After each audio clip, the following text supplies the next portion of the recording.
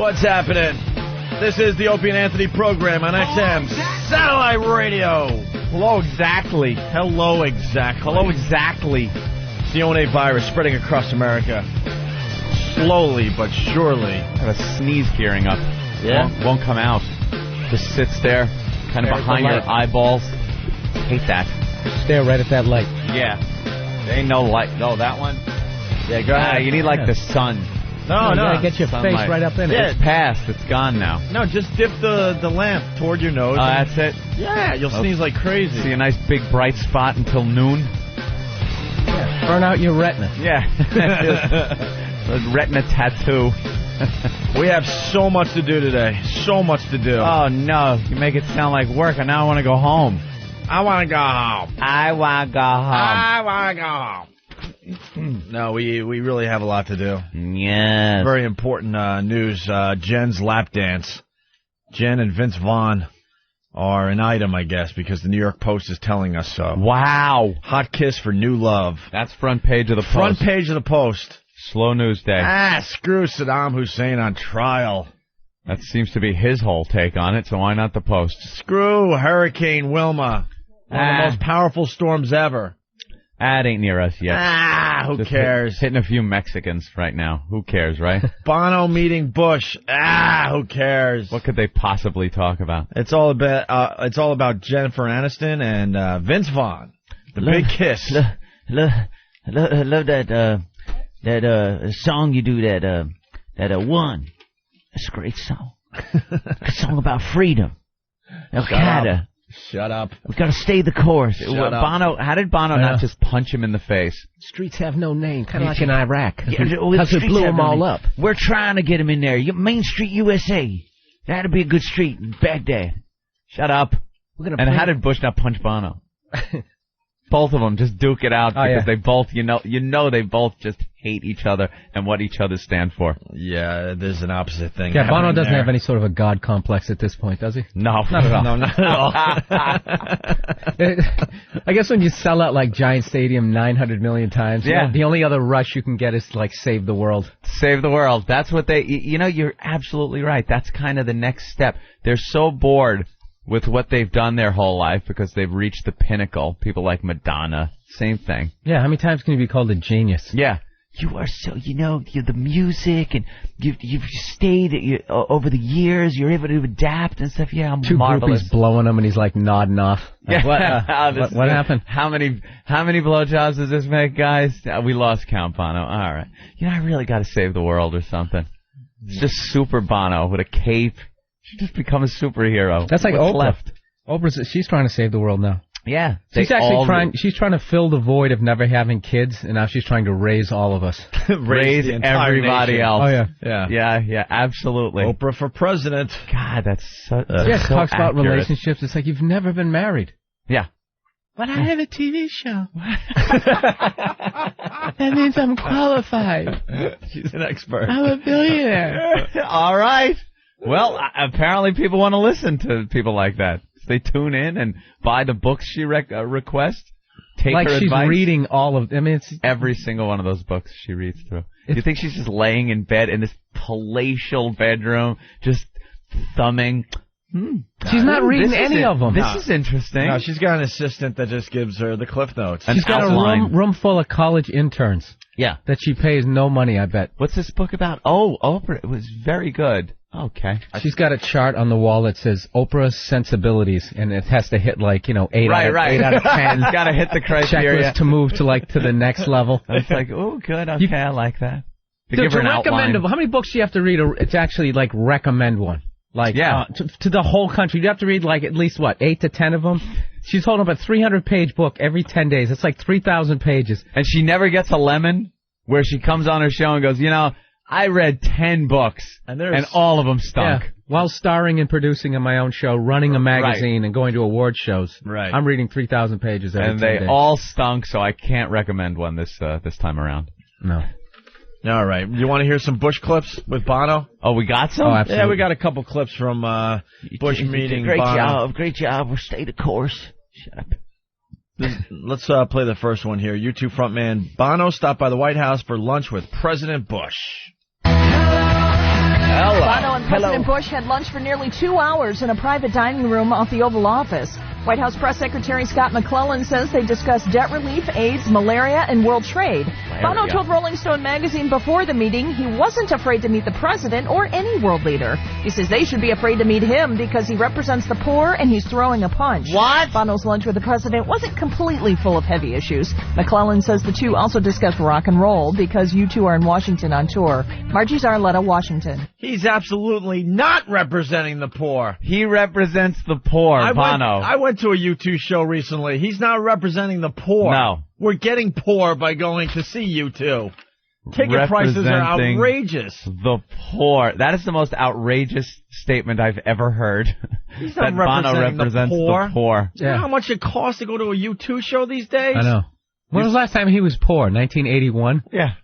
Send Tippy Tom to the White House to talk to Bush. That's a guy representing the poor. That is the homeless guy. Send some homeless dude to the White House. I couldn't represent the poor. I've been middle class my whole life. I don't know what it's like to be poor. Not poor.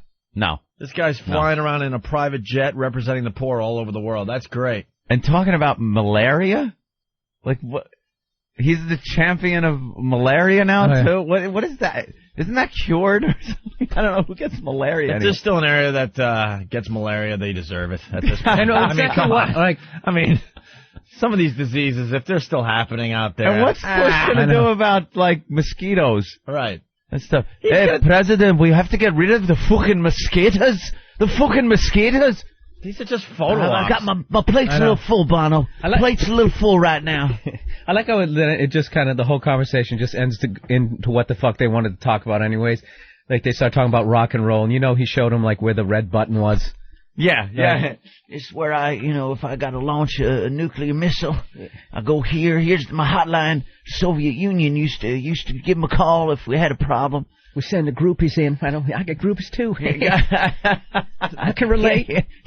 How do you think those meetings go down? They just they're face to face and they nod a lot, and then Bono leaves, and then Bush just goes next. Yeah. Like, is anything really accomplished by Bono meeting the president of the United States? Well, at what point did these entertainers all of a sudden have this level of credibility? It's like Ben Affleck to go to the Pentagon today and discuss the Iraqi war. Did it start with Elvis and Nixon? Because I know Elvis and Nixon. Well, that was a biggie. What's going on? A mic is on somewhere? I don't know. I hear Steve.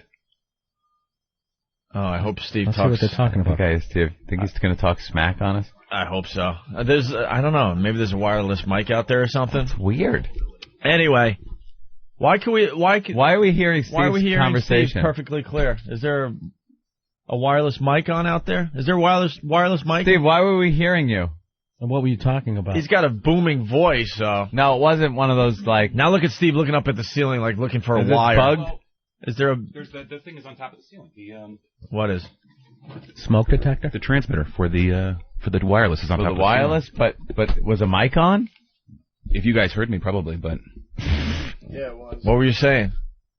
There's an outside mic on? Oh, I was just telling Eric that the assault promos were on his console.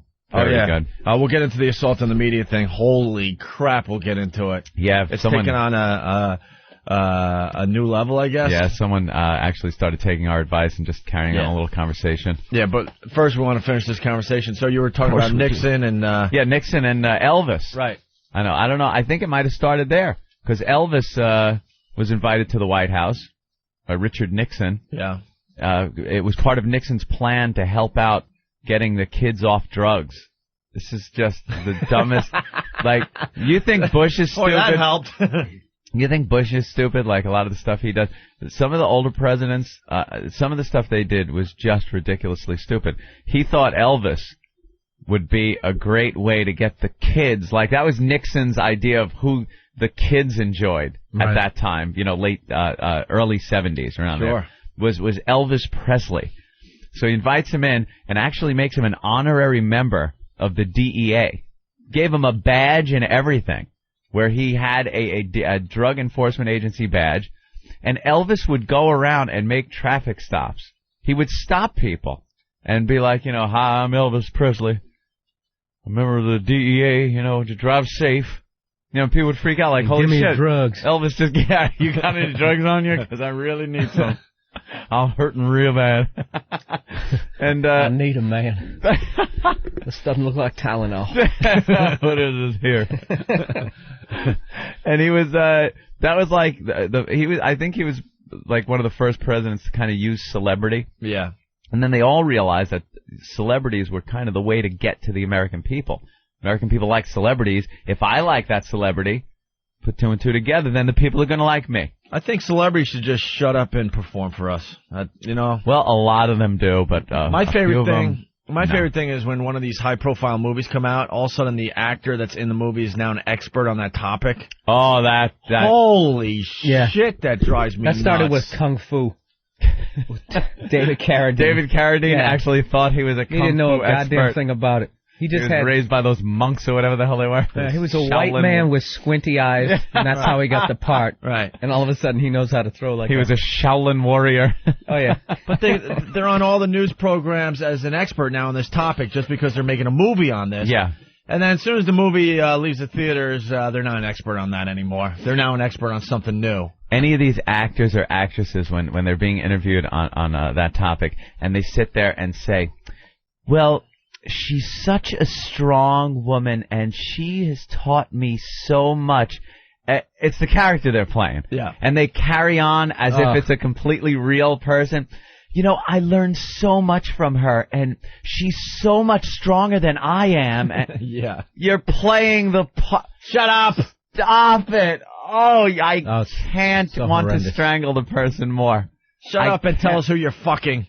That's all we care about. That's it. It's you. I was glad the shoot was over because I just couldn't go to those emotional places. Right. It was too painful. It's too painful for me. You know, there are some characters that I play that it takes me months to really get out of it and stop feeling that emotion. I was. Stop it. Stop it. Do you think for a minute when I was working that I would leave a house and go, you know, for months I thought, I just hope the air's coming out cold enough out of that air conditioning system because I went in there and installed it and those people, it's a hot day and if they weren't feeling cool, it's a job. You're playing a part. That's what your job is, idiot. And sit there and dwell on the fact that I was a soldier and my friends died, man, and I felt the sorrow, and you did. You did. There are a couple of actors out there who are just complete psychos, and I believe it, but they never say that shit. No. It's always like the cheeseball, like, you know. Yeah, sure. Somebody in, like, Speed Part 2, literally. Christian Slater or still something. Obsessed with Speed Part 2. I know. I just had to be in a boat for, like, at some point during the day for the next 3 months. I couldn't even go on a cruise, man. You know, afterwards, after our rap party, we were all going to go on a cruise, and I couldn't do it because the boat hitting that land, cutting it in half. I like when an actor, like, gains weight for a part. Yeah. And they act like it's fucking amazing. Like, you put on 20 pounds for that role. It's like, dude, gaining weight is the easiest fucking thing to do. Everybody in America is doing it right now. You eat shit food, and you don't exercise. Probably the easiest thing you could do as a human. Yeah, is gain weight. It's gain weight. And then they always go anytime. I like when anytime. It's impressive when they go the other way, though. Like, the other way, yeah. Big like time. Christian Bale and The Machinist. Holy crap. Is ridiculous. The guy looks like he weighs, I don't know, 90 pounds? Yeah, 100. I think it was like 100 and... Because he's a big guy, too. He's not... pounds or something, but he's 6 something. Yeah, he's a big guy. And he got down to where he looked like a concentration camp. Oh, yeah, that was brutal. Unbelievable. But you were saying... There's all that shit, like when, you know, somebody pretty doesn't wear, like, any makeup, and they'll be like, I was so courageous. Yeah. So brave. What movie was that? Goddamn. Oh, you know what it was? It was the Charlize Theron one where she played the... She played the animal. Monster. Serial killer. Yeah, the serial killer there. One of the worst movies I ever saw. You didn't like that one? No, you know, I liked it right in the beginning where the dude's trying to kill her, and she snaps, and she fucking kills him. And right there, I'm about ready to give it a standing ovation. This is going to be the greatest fucking movie I have ever seen. Never seen the girl be the psycho serial killer. Right. Then all of a sudden, they started to, like, try to make excuses as to why she was killing these people. Yeah. And that it was, and all he had all, like, these cartoon character, like, mean chauvinistic guys. Like, at one point, she's a fucking hooker. And somehow, not only does she get an interview to be a lawyer, she gets in there with the head guy. Gets past the secretary. And then it's just this And that would just be totally, in real life, socially awkward, like, sweetie, you haven't gone to law school or anything. But no, not this guy. Yeah. He's like, let me tell you something, you dumb broad. Yeah. You ain't ever gonna be a fucking lawyer, 'cause I got a dick, and you got a cunt. So why don't you fucking let me stick it in your ass, and then get out of this office, 'cause I'm a guy. And that's why you're killing people. It was man. It was so fucking irritating. It's like, when you saw, like, Dahmer, did you ever see that? Yeah. At no point did they make any excuses as to why he was a try creep. To get some sympathy for the character. It wasn't any point like, you know, my uncle shoved a tuna fish sandwich up my ass when I was a kid, and that's ever since then I confused food with violence. Yeah. And then I feel bad for him. No, he was a maniac. God damn, that law office scene is so perfect. Yeah, because any normal guy would be like, you know, your resume, you really don't have anything here. Sorry, you know, but they had to go the Lifetime movie route, where because anytime you watch a movie on Lifetime, it's like that. An original Lifetime exclusive starring Marky Post. And she comes in, and there's the caricature guys.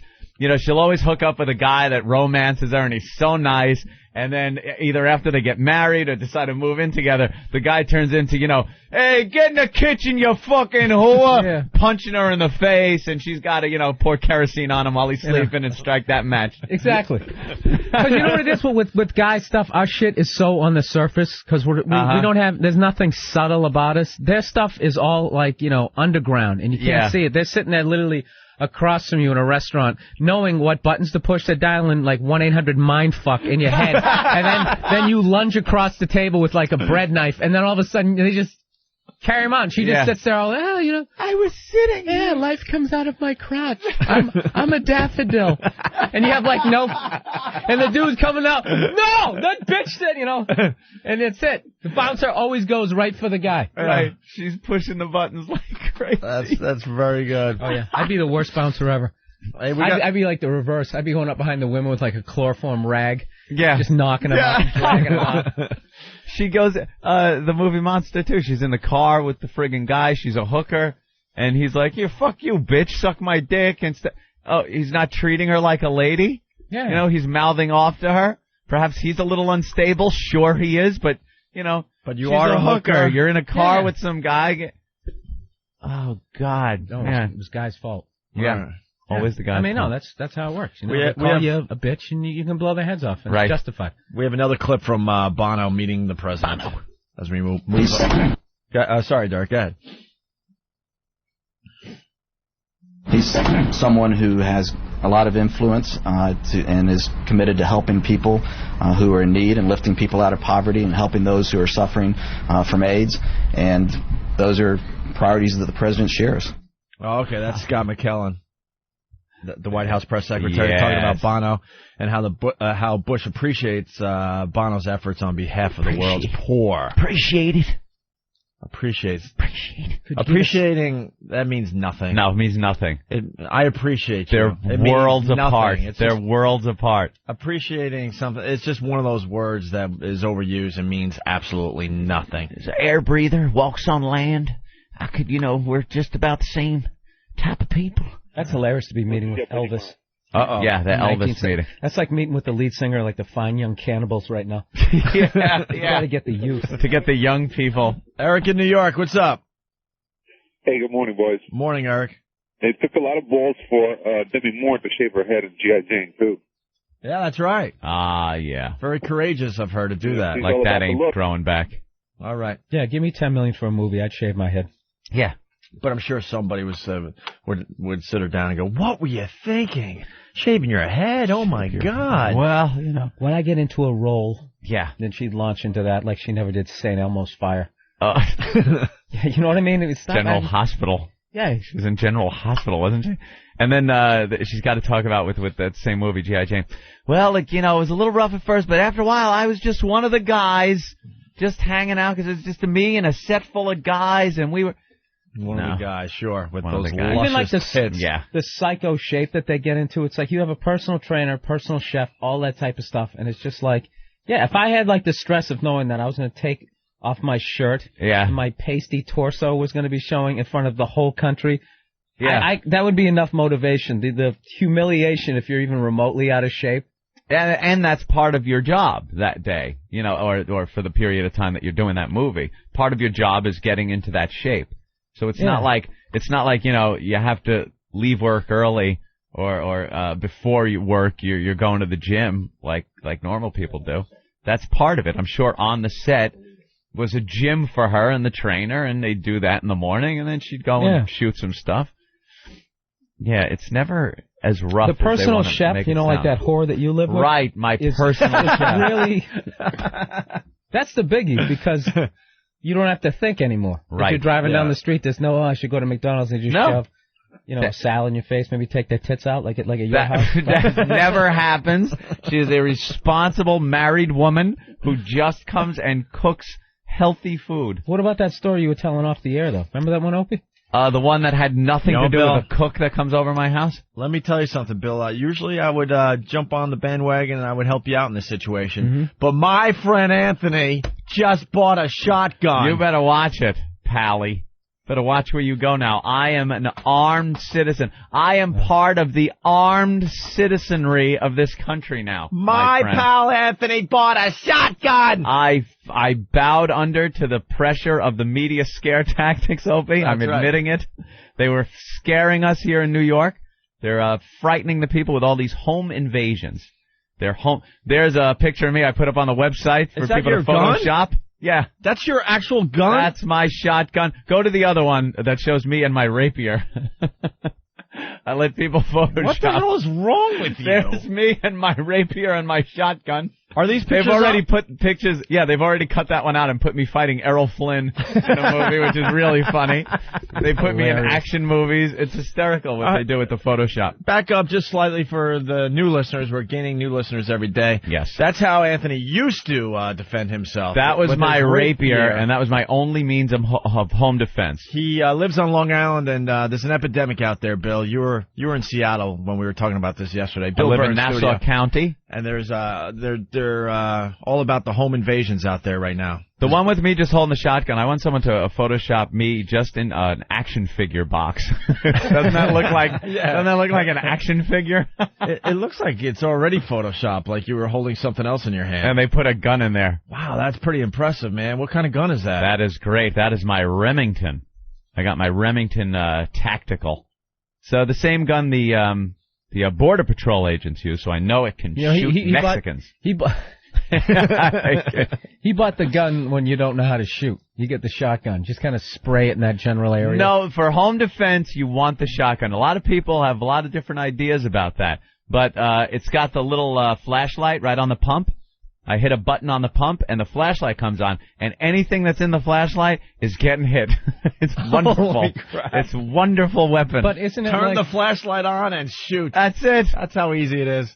And if I have you can see it, you can kill it. That's it. That's their selling point. And if you see my rapier there, I can take his ear when I'm done. I just cut it right off and hang it up on the wall. Well, the pictures are up on opieandanthony.com, but just to explain to Bill, there's home invasions happening in Nassau County. Home invasions going crazy. Pretty much in Anthony's area, more or less. Yeah, it's in the area that I live in. Now, it's gangs, believe it or not, that are coming from Long Island. There are Long Island gangs. The M18 coming from New York. No, some of them are out on Long Island in Brentwood. Well, the fat guys are coming from New York, though. But the fat guys, there's a gang called the Fat Guys. They're out of Manhattan. Then there's the M18.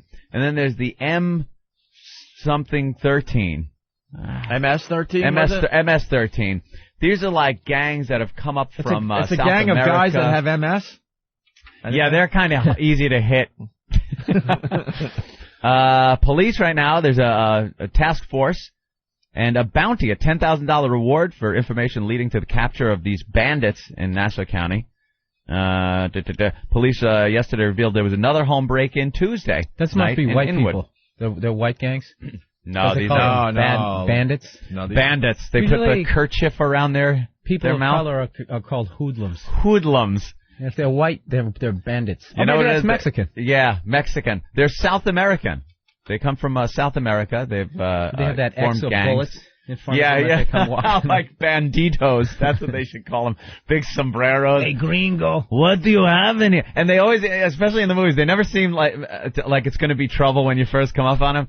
Hey, amigo, what are you doing here? They're sitting around the campfire. You just happen to ride up, and like you think everything's good. You want some agua? Well, I'm just looking for a little water. I think we have some water for you. Hey, fellas, we have some water there. Hey, those are some big saddlebags you have on your horse. What do you have in? Oh, no, there's going to be trouble. No. They're all dirty. There's a freshly raped woman. Yeah. She's very nice, eh, senorita? Very pretty woman. Takes his hat off and bows to her like he's going to be a gentleman. Couple phone calls coming in. John, go ahead. Hey, Anthony, I was wondering if you're going to be doing the Lee Harvey Oswald thing, taking pictures of yourselves with your shotgun before you. Oh, there you go. That's kind of like what he did. The pose would go great, photoshopped into the black and white Lee Harvey Oswald picture, Yeah, I too. think the Photoshop's going to go crazy on whackbag.com today. The one where he's in the backyard with his gun. The shotgun and his pistol he killed Tippett with. Yeah, exactly. Very nice. All right, let's say hi to Tony in North Carolina. Someone put me on the Channel 7 Eyewitness News page. Long Island Police form Home Invasion Task Force, and it's me with my shotgun. Radio shock jock Anthony Cumia will be heading up the task force. He is quoted as saying, "I am on Swoogie Patrol." Oh, God. So, I bought into it and went down to find folks down at Coliseum Guns down there, right in Uniondale, right across from the Nassau Coliseum. Anthony was a little paranoid yesterday there, Bill. He was starting to feel like he really needed to protect himself. They break into the houses. Here's what they do. They're roving little gangs. At about 3 in the morning or so, they break in to your house. You're awakened to a gun in your face. And they tie, here's their M.O. so far. They tie up the family with the phone cords. Anything they could get their hands on. Then they ransack the place, rip you off, and leave after maybe working you over a little bit. One guy, the other day, the male homeowner had an NYPD shirt on, but he wasn't a cop. It's one of those guys that just buy the NYPD shirts, and they went bullshit on him. They beat him up a little bit, asking him, "Where's the gun, motherfucker? Where's the gun?" Assuming he was a cop and had a gun. So they worked him over. I'm just a tourist. Yeah, That's what we I said. bought it after 9/11. Yeah, I I had some support. I have an FDNY shirt, too. It's not like I'm putting out fires, guys. Could you not pistol whip me? And, so I'm hearing all these home invasions right around my area, too, which is a little frightening. So I figured I'd rearm myself. I've had guns my whole life. I've just been through a period of time when I was living in Brooklyn. And the shotgun's the easiest, just to pull that out underneath the pillow? Shotgun. Well, the easiest would probably be a handgun. Yeah, that's what I'm saying. But you gotta wait 7 months to get a handgun. Oh, you want to kill people period. Now. That's what happened in the gun store I went into, Coliseum Guns. A guy was buying a pistol, so the sales guy takes his ID and stuff and goes upstairs, comes back down, and he goes, "All right, well, come back 3 days." The guy had his waiting period, come back and we'll go through the rest of this. And the guy did the Simpsons line from the Homer line from the Simpsons. He goes, "But I'm mad now." They're joking down at the gun store. It's hysterical. He goes, "But I'm mad now." And then one of the guys that work there was saying, he goes, "What can I help you with?" I go, "I need shotgun home security." And he goes, "Boy, are we selling these like hotcakes." He goes, he sold about 8 of them in the past 2 days, 8 shotguns. And he goes, yesterday some woman came in with an 80-year-old lady, and they both walked out with shotguns. An 80-year-old woman toting some heat. God bless America. That's right, God damn it. I loved an armed citizenry, because here's when the home invasions will stop going up. They're going up right now. They're going up. Here's when they'll start tapering off. The first one of these motherfuckers that are laying dead in someone's living room because, oops, wrong house, and they get shot. Because now it's just easy pickings. No one's fighting back at all. They leave their doors open. Doesn't that make them up the ante? No. It really makes them go. What happens is there was a gang of guys that are ripping these houses. No research in this. No, we got a mic in front of us. We got a mic in front of us. Hear this mic? We're experts. That's all it takes. Here's what happens. If you want to be an expert at home, just get a microphone. You get a gang. They start ripping off these places. It makes the news. Now you get other people sitting back on, something? Look how easy this is. These guys have been getting away with this every single time. Why don't we just go around, check some open doors, look around garages, windows, and start breaking in. These people don't even fight back. And it's worked. And now these things are they're getting more often. More, can I use the word brazen? More brazen. I love that word. Oh, very nice. And it's just going to take daylight hours for it to be brazen. It would. Brazen would have to be daylight. You're right. 3 in the morning isn't very brazen. Through an open window, unarmed house. That's not brazen at all, is it? There's nothing brazen about that.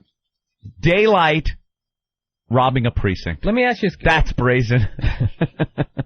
At what point can you shoot them and it's like, it's okay?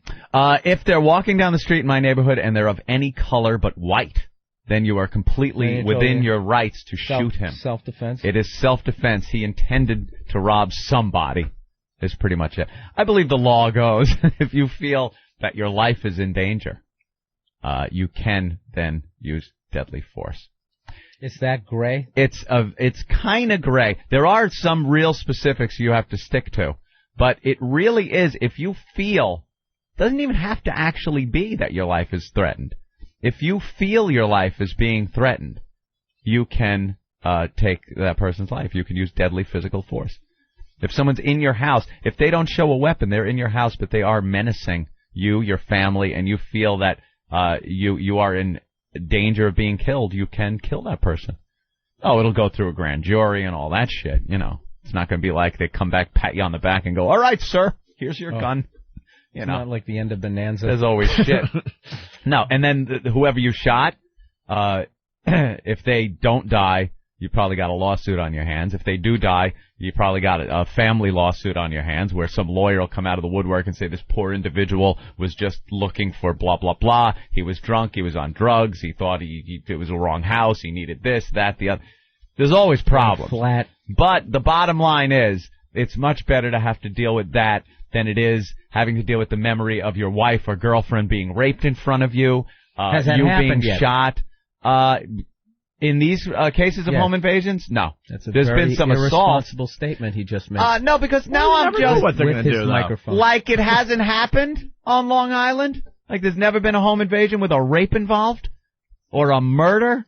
It's much better to have to deal with that. I'd rather be judged by 12 than carried by 6, my friend, if I may quote somebody from Alabama. So congratulations, Anthony. I am an armed citizen. Don't fuck with me, Buster. Yeah, and the pictures are up on opieandanthony.com. A very, very impressive you might want to shoot a few times. Dude, it's not like, this isn't me running into a gun store never shooting before. I've probably shot more guns than somebody that's been in the Army. Believe me. My whole youth was spent shooting weapons. That's all I did as a kid. My 13th birthday, I got a pistol. My father bought me a pistol and a girl for my 13th birthday. That's what I got. I got laid and got to shoot a gun off after it. I got a 10-speed bike. You knew we had one of those raccoon, those Davy Crockett hats. Oh yeah, because that was the hit show when he was 18. I was not in 1955. I was not watching Davy Crockett. I had a cowboy hat though. It was like in a very equestrian area. All right, Imus, calm grew down. Up in. Calm down. And I had the whole schmear. And I got a holster, nice low slung holster. I had my 6 gun that I got for my birthday, and I saddled up my horse and went out there and I did some shooting. That's what I did. All right. And it was nonstop shooting ever since. We really should take a break. We have so much show to do. Yes, we do. We have Bill Burr in studio. Sounds like you got a little cold, though, Bill. Oh, yeah. Flying all over this fucking... Last we saw Bill, he was doing our show, and then, he had luggage, and he went to Seattle, and then he came back the same day. You never slept in Seattle, right? No, I ended up coming back, and when we landed, the second we landed, some lady just started crying hysterically. It sounded like a baby at first. Get out of here. And because it was muffled in a coat, and then I kind of looked up, it was 2 rows, and fucking wailing. When you landed? Yes, all of a sudden it just started wailing. Was she petrified? That's what all the stewardess were asking. Why? They came over, ma'am, what is the problem? What's the problem? She was like, wah! Screaming, just wailing. And then they go, what is the problem? She goes, call 911, and started wailing. Then she just kept yelling, where is Frank? like 90 fucking times. I don't know if this dude died. How do you lose someone on a plane? Well, there's a whole movie about that. I didn't know if she just landed and she was going to a funeral. It was this weird thing where it was just like the pain in her voice. So you had this fucked up combination of like empathy for her and then also like, could you please shut the fuck up? Yeah. At least she waited until you guys landed. If it was in mid-flight, Oh, it was awful. Then imagine mid-flight and they can't calm her down. What a nightmare that would have been. So then we end up pulling to the gate and ask everybody to, trying to say in the most friendly voice ever as she's sitting there wailing and everyone can hear it. When we pull up to the little jetway, could everybody just remain in your seats? A few of the passengers have to get off early. Yeah. I'm going to guess it's the person wailing, asking for Frank. And they just stood her up, and the stewardess backed her way out as this woman just had her arms like draped around her neck. Wow. Like some broken-hearted 16-year-old. Yeah. Where's Frank? There was a medical emergency, and we were like over like Wisconsin. So I'm like, I said a little prayer, please don't let them have a heart attack, and please don't let them land this fucking thing. Keep going. But nobody was carried off the plane, like, in a stretcher or anything. So everyone's fine on the plane, but somehow she freaked out. Wailing. Wow. Wailing when you landed. That is And what weird. was the medical emergency? You ever find out? No, there was like EMT. I don't know what his deal was. Huh. That's weird. It was a weird flight. All right. Wacky, wild stuff happening on JetBlue. Hey, how about those planes? Oh, we got this? That's good, too. All right, we got so much to do. When we come back, we might have a new leader in the Assault on the Media contest, and it was really, really good. Yeah. And then when I was at baggage claim. Sorry. Oh, that's interesting. The video's up on opieandanthony.com if you want to get a head start on the Assault on the Media thing. As we go to break, it's the fine president singing U2 Sunday Bloody Sunday. This makes sense today. Yes. Good pickup by Eric. Mm-hmm. Bush and Bono met. And we were playing this back, 6 months ago or so. Yep. Some guy took Bush's speeches and got the words to Sunday Bloody Sunday and made this. Check it out. We're back with the Opie and Anthony program. Bill Burr in studio today. BillBurr.com. And Bill Burr on MySpace, right? Yeah, that Monster Tour event. Bill showed up to work today, Anthony? Yeah. Not one luggage, but two. Two, yeah. 2 pieces of luggage, one huge bag. I guess that's I'm on that's the like road for how long? Like the next, I don't know, till like a week from this coming Sunday. I won't be in my. So that's your whole. That's everything you're going to need for over a week, right? Yeah. Wow. Yeah, he came in double-handed, man, rolling luggage. I'm like, where are you going? I hate the Portland, huge Maine. pack. Portland, Providence, Maine. Rhode Island, then Boston, then Albany, then L.A., then Buffalo, then Virginia, and then Atlanta. Holy crap. Oh. I'm getting tired just listening to that. You know who had that same itinerary? Who? Oh, God, he's going to go back to that. No, I'm not going to this. Charlie Rocket. Oh, come on, Opie. Where were you? Well, I'm distracted because I see your brother out there. He came in with a bunch of the guys from Livewire, and I think it's just Livewire out there, the AC/DC tribute band that's playing our Halloween party. So we're going to talk to Brother Joe. Oh, I got to see. That was my band when I was in high school. Yeah. Oh, really? You got to hear how good these guys are. It's amazing. Yeah, Joe brought some samples and some samples of some really bad tribute bands. Right. And then tribute bands where I don't know why, like, they have a tribute band because no one sees the original person anymore. Yeah. Like, he's got a couple of those. Like the Aha tribute band. Exactly. No shit. What? They have an Aha tribute band. They had one song. They had one song. Take on me. Aha. Take on me. Take on me. Anyway. I like that song. So we're going to get Brother Joe in here. I want to see someone who isn't them sing it. Oh, I'm willing to pay. You want, maybe that's why they maybe and that's you know it has to be the encore too, because that's the only song people know. You can't open with this.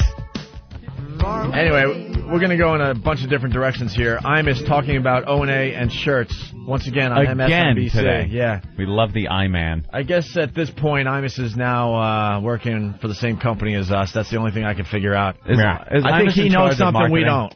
I'm the new marketing director for the Opie and Anthony show. He works for Infinity Broadcasting. He's on MSNBC. He does his radio show on TV every morning. And I don't even know how long this has been going on. For over a month, the Brian Wilson character, which is Rob Bartlett, he's been wearing my brother's Opie and Anthony Spread the Virus T-shirt, which you can get by going to opieandanthony.com. And Imus is obsessed with us and the stupid shirts that we have out there. He's a big fan. You gotta appreciate that. I'm a true radio legend. So we just got some audio handed to us of Imus talking about the show and my brother's T-shirts again. Here it is. How's Opie and Anthony doing, by the way? I see you have their T-shirt on. I don't know. How are you, Opie? O&A Party Rock XM 202. Someone in my family stole my Opie and Anthony T-shirt, and they're on XM Satellite Radio. You can't get another Opie and Anthony T-shirt. Well, you can, but you have to get a hold of Opie's brother. It's a process. And Opie's brother, what's his brother's name? Do you know? Elmo. Elmo. You have to get a hold of Opie's brother Elmo. What were their parents thinking about, by the way? Opie and Elmo. Anyway, you have to get a hold of Elmo. His sister Betty Bumperjack. And who the hell knows where Elmo is? But Elmo, he eventually will send you the shirt.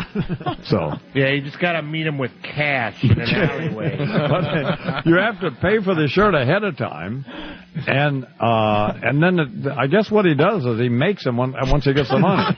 So how much are they? About $19, $20, something like that, or more? Well, it depends. Double XL. Gotta that fat boy surcharge. Anyway, 28 after the hour. God damn, Imus, thank you. Thank you so much. He's really helping. I don't know what the hell were their parents thinking. He's really helping us out.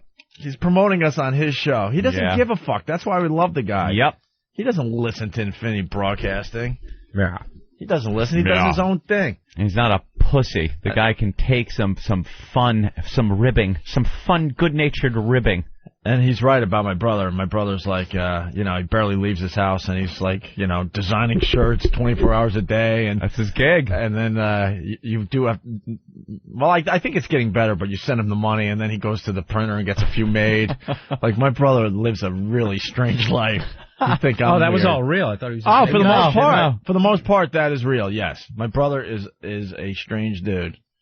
I'm afraid to open my mouth now after blowing that bit the other day. Oh, the people were commenting on that on the. I got a lot of shit on that. Hey, nice job there. Nice job. By the way, my brother came up with a Halloween / first anniversary T-shirt that will be given away at the Hard Rock Cafe on Halloween night. I like it. The back is just full of words from the show, people, catchphrases. Yeah. Things are really a fun shirt. And if you go to the Halloween show that we're doing at the Hard Rock Cafe, you can read the back of it and reminisce. All right. I think everyone that attends will get a free shirt. Right when I said that, I was like, how could a shirt be fun? Yeah. Madcap.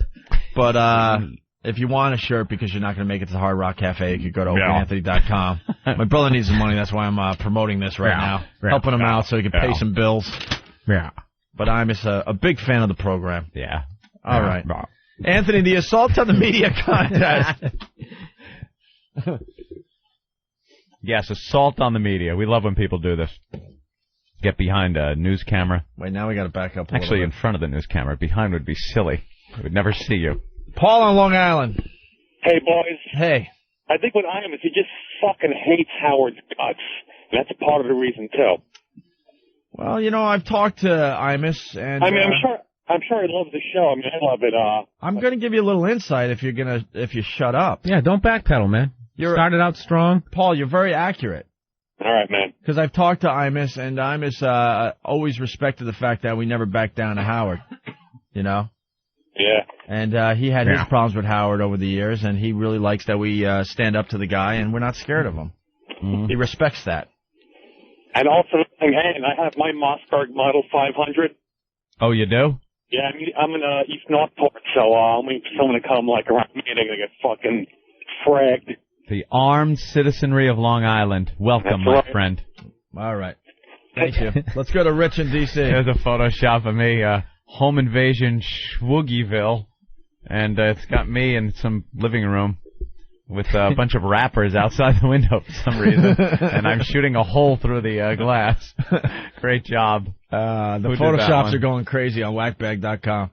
Can't you just see the innocent victim that's about ready to get shot? Just like that guy's quote, like, "Oh yeah, just wait for someone to come around me." Oh, someone's gonna come home late. Frag. Some drunk family member is gonna come home late. You know, you put the key in the door and can't quite get the door open. Someone's just gonna unload a round through the door and take out their father or something. Yeah. And there I am fighting Errol Flynn on a stairway. They got the Al Pacino Scarface scene, too, which is really good. Yeah. The Photoshops are rolling in. Go to whackbag.com. All right, let's say hi to Rich in D.C. What's up, Rich? Hey, boys, thanks for taking my call. All right. Sure. If Jimmy's listening, happy birthday, Jimmy. What I'm calling about is on the front page of the style section of the Washington Post is a huge story about how Howard Stern is tanking in the D.C. area. That ever since he made his big announcement a year ago, his ratings have continually plummeted, and it's gotten so bad that right now the sports junkies and Don and Mike are beating the shit out of him in the ratings in D.C. Oh, my God. Well, this isn't even something that's subjective or, you know, you like him, you don't like him. This is just a fact. I mean, this is ratings. This is fact. His ratings have been tanking. And the fact is he's not as great as he tries to tell his audience on a daily basis. A lot of cities have just stopped listening to him. Does he still have a huge listenership? Of course he does. In New York he does. But it's nowhere near what it was a few years back, and that's when I think he would have been worth the $500 million that Sirius has decided to pay him. That's when it would have been worth it, because that's when would have gotten a huge amount of subscribers to Sirius. But I really think they kind of missed the train on this one. Well, if anybody has any doubts, it's in black and white. All they got to do is check the front page of the style section of today's Washington Post. It has a picture of him and a 2-page article on it. Well, I just got a communique from Elo. Elo. He just sent me that exact article. Shock Jock's audience is beating him to the door. July through September ratings lowest in years. Washington Post reports the Howard Stern exodus has begun. Unfortunately for Stern, it's his audience that's leaving, not him. The Shock Jock won't jump to satellite radio until January, but in the meantime, his listeners in the Washington area seem to be heading for the exits. Stern's nationally syndicated morning program, which is heard locally on WJFK, suffered a dramatic fall in the summer audience ratings, which in turn helped drag down WJFK's overall popularity. Stern's share of radio's most lucrative audience, adults age 25 to 54, fell by nearly one-third during the July through September period, bottoming out at 3.4% according to Arbitron, which measures radio audiences. That was the lowest total for Stern in years and possibly decades, given his long and successful career. During the same period in New York, Stern lost 15% of his listeners. And it just keeps going on and on. Yeah. It goes on for like 2 pages. No. But that's some of the headlines right there. No. Yeah. Okay, boys, I got to punch out to work, but I just wanted to make you say. Thank you, Rich. Okay. Point, counterpoint. Don Imus. Ray Romano. Yeah. No. Yeah. No. Yeah. No. Yeah. No! Come on! Yeah. No. Yeah. No! Next time on a very special Everybody Loves Raymond, Ray's brother needs a helping hand. Ray, I got a problem, man. You gotta help me. Oh! I picked up a tranny last night at Hunts Point, and there was an accident. No! We were trying this erotic asphyxiation thing, and she was supposed to pitch me before it ran out of air. What are you doing? But Ray's father isn't buying it. What a load of bull! Come on! All right, you got me. I picked him up on 10th Avenue. The family hijinks don't stop there. Ray, you gotta help me get rid of the body. I don't want to do it. No, come on, it'll be fun. We'll chop it up and bury it out in Jersey. I live on Long Island. All on the next Everybody Loves Raymond. Tonight at 8. Very good job, Steve. Another Raymond and Nathaniel and probably the rest of the gang helping out with the writing of that fine promo featuring Bill Burr. All right. That's a good one. The Assault on the Media contest, Anthony. Yes. I'm trying to get the show back on track here. We're on track. It's just a wavy mountain road. Yeah, sure. All right, the Assault on the Media contest. The contest for October is really, dare I say, heating up. Mm-hmm. absolutely heating up. We do this contest every month, and every month we got lots of great prizes. This month we got the portable Delphi MiFi radio with a 1-year free subscription. Also dinner with E-Rock at Paisano's on Mulberry Street in the heart of Little Italy. Also you win a World Poker Tour Season 2 DVD, a Ministry of Sound Stick Axe music mixer, and finally admission to the Opie and Anthony Show studios to check out a live show, okay? Mm-hmm. And you might remember John from New Jersey, Anthony. John from New Jersey. John from New Jersey is the current leader. His video is up on opieandanthony.com, and it was a very, very good one. He beat out No Filter Paul, which we thought... Oh, of course. We thought no one was going to beat out No Filter Paul, because he looked like a crazed man. No, this guy's a maniac. But then this guy, John from Jersey, hit WABC TV here in New York, and basically his assault was jumping up and down, looking like a maniac as well, going from side to side, trying to pull out his hair on live TV. Yeah, he wanted to look like he was pulling his hair out of his head. Yeah, I like that one. He comes off like a true lunatic. Right, he took Paul's cue or what have you, or what Paul did and made it a little better, I think. Every time the reporter moved in his way, he went to the other side. He was like zigging and zagging to get on camera. Right. And he's actually trying to pull his hair out. So the video's up on opieandanthony.com, but here's the audio, which is pretty good too. Mother Nature's trifecta of high tides, steady winds, blowing rains, etc. forced the lake to spill over on both sides, and the result was evacuation on lakefront homes and also on nearby. Truly a pest of this program right there. Yeah, it's a good one. Very, very good. Very good. Yeah, that's why we call these people pests. Pests. They really are pests. And we mentioned this the other day. You got to think they're having meetings now behind closed doors going, look, guys, this is happening. It's Opie and Anthony, and they're pests, and they're going to do it for a while, and eventually it's going to go away. So let's just ignore it. Let's make believe it's not happening and just plow through your report, and eventually this will die down. Most of them are pretty good at it. And I say to those people saying that to their people, this will not die down. No, it'll keep going. Actually, we see a spike in the assaults on the media lately. Yeah. It's starting to spike up again. Absolutely. People coming to the table, getting in front of those cameras.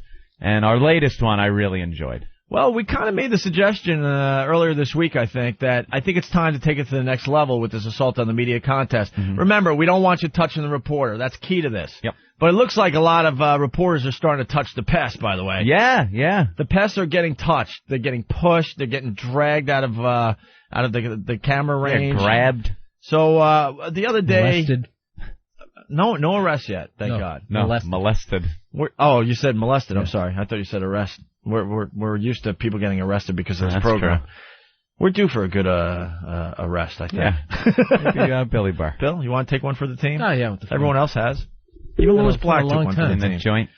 So we were talking about the assault on the media contest. We said it's time to take it to the next level, and we need to maybe engage the reporter in conversation. Yeah, because they're ignoring us. They're ignoring us. We're jumping up and down and looking like lunatics, and they're just plowing through the reports for the most part. Every once in a while, you get a producer, pulling them out of the shot. Yeah. Or you get someone like Arthur Chien who is stupid enough to actually turn around and say, "What the fuck is your problem, man?" But in general, they're ignoring and plowing through their reports. So we said, hey, start engaging the reporter in a little conversation. And someone took our advice. We don't even know who this guy is yet. Yeah. We don't even know who this guy is, but the video is up on opieandanthony.com. And we've watched the video a few times, and I think this guy, if he comes forward, is the new leader for the assault on the media contest for October. Could be the new leader. The video is just priceless, obviously, but he gets mushed. But listen to the audio. Oh yeah, you want to explain the video? They mush him.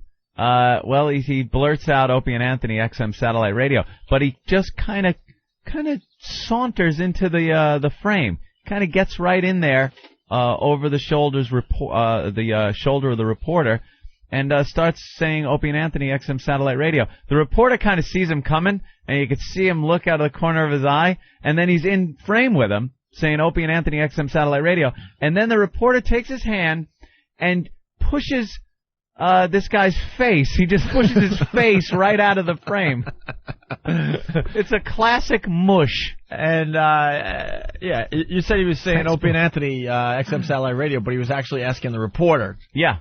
do you listen to Opie and Anthony on XM Yeah, he was Satellite engaging Radio? him in conversation. Watch, Bill, here it is. The video's up on opieandanthony.com. From Just Perth Amboy. watch Bill Burr's, listen to Bill Burr's reaction. Here's the reporter. He's looking to the now side. he knows someone's there. He's looking again. And this guy's asking him if he listens to Opie and Anthony, and now he just pushes him.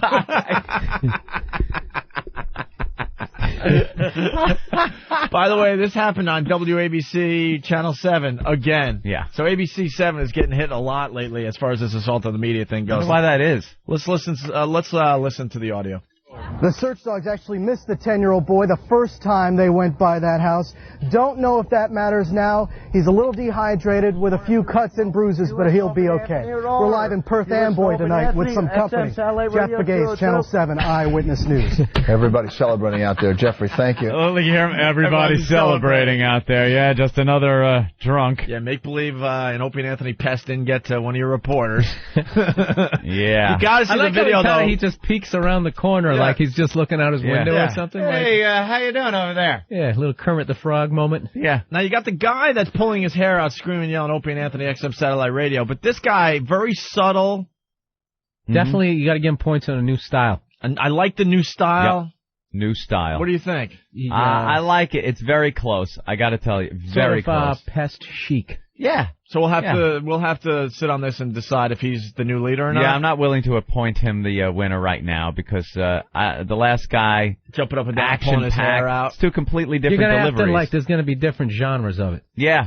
Everything's been sort of a crazed action movie. This is more of a subtle. It's an adult comedy. A lot more story driven. This one. But Bill makes a good point how he just peeks around and all of a sudden he's in the shot, just very casual. Yeah, a lot of layers to this character. He never loses his cool. All right. You want to get Brother Joe in here before we take a break? Certainly. Halloween party's happening Halloween night at the Hard Rock Cafe. We were supposed to give out tickets this week. We didn't. Yeah. So it's going to be first come, first serve, as they say, at the Hard Rock Cafe Halloween night. I guess. What about the out-of-town people? The doors open at 7. I don't know. What about Steve's secret list?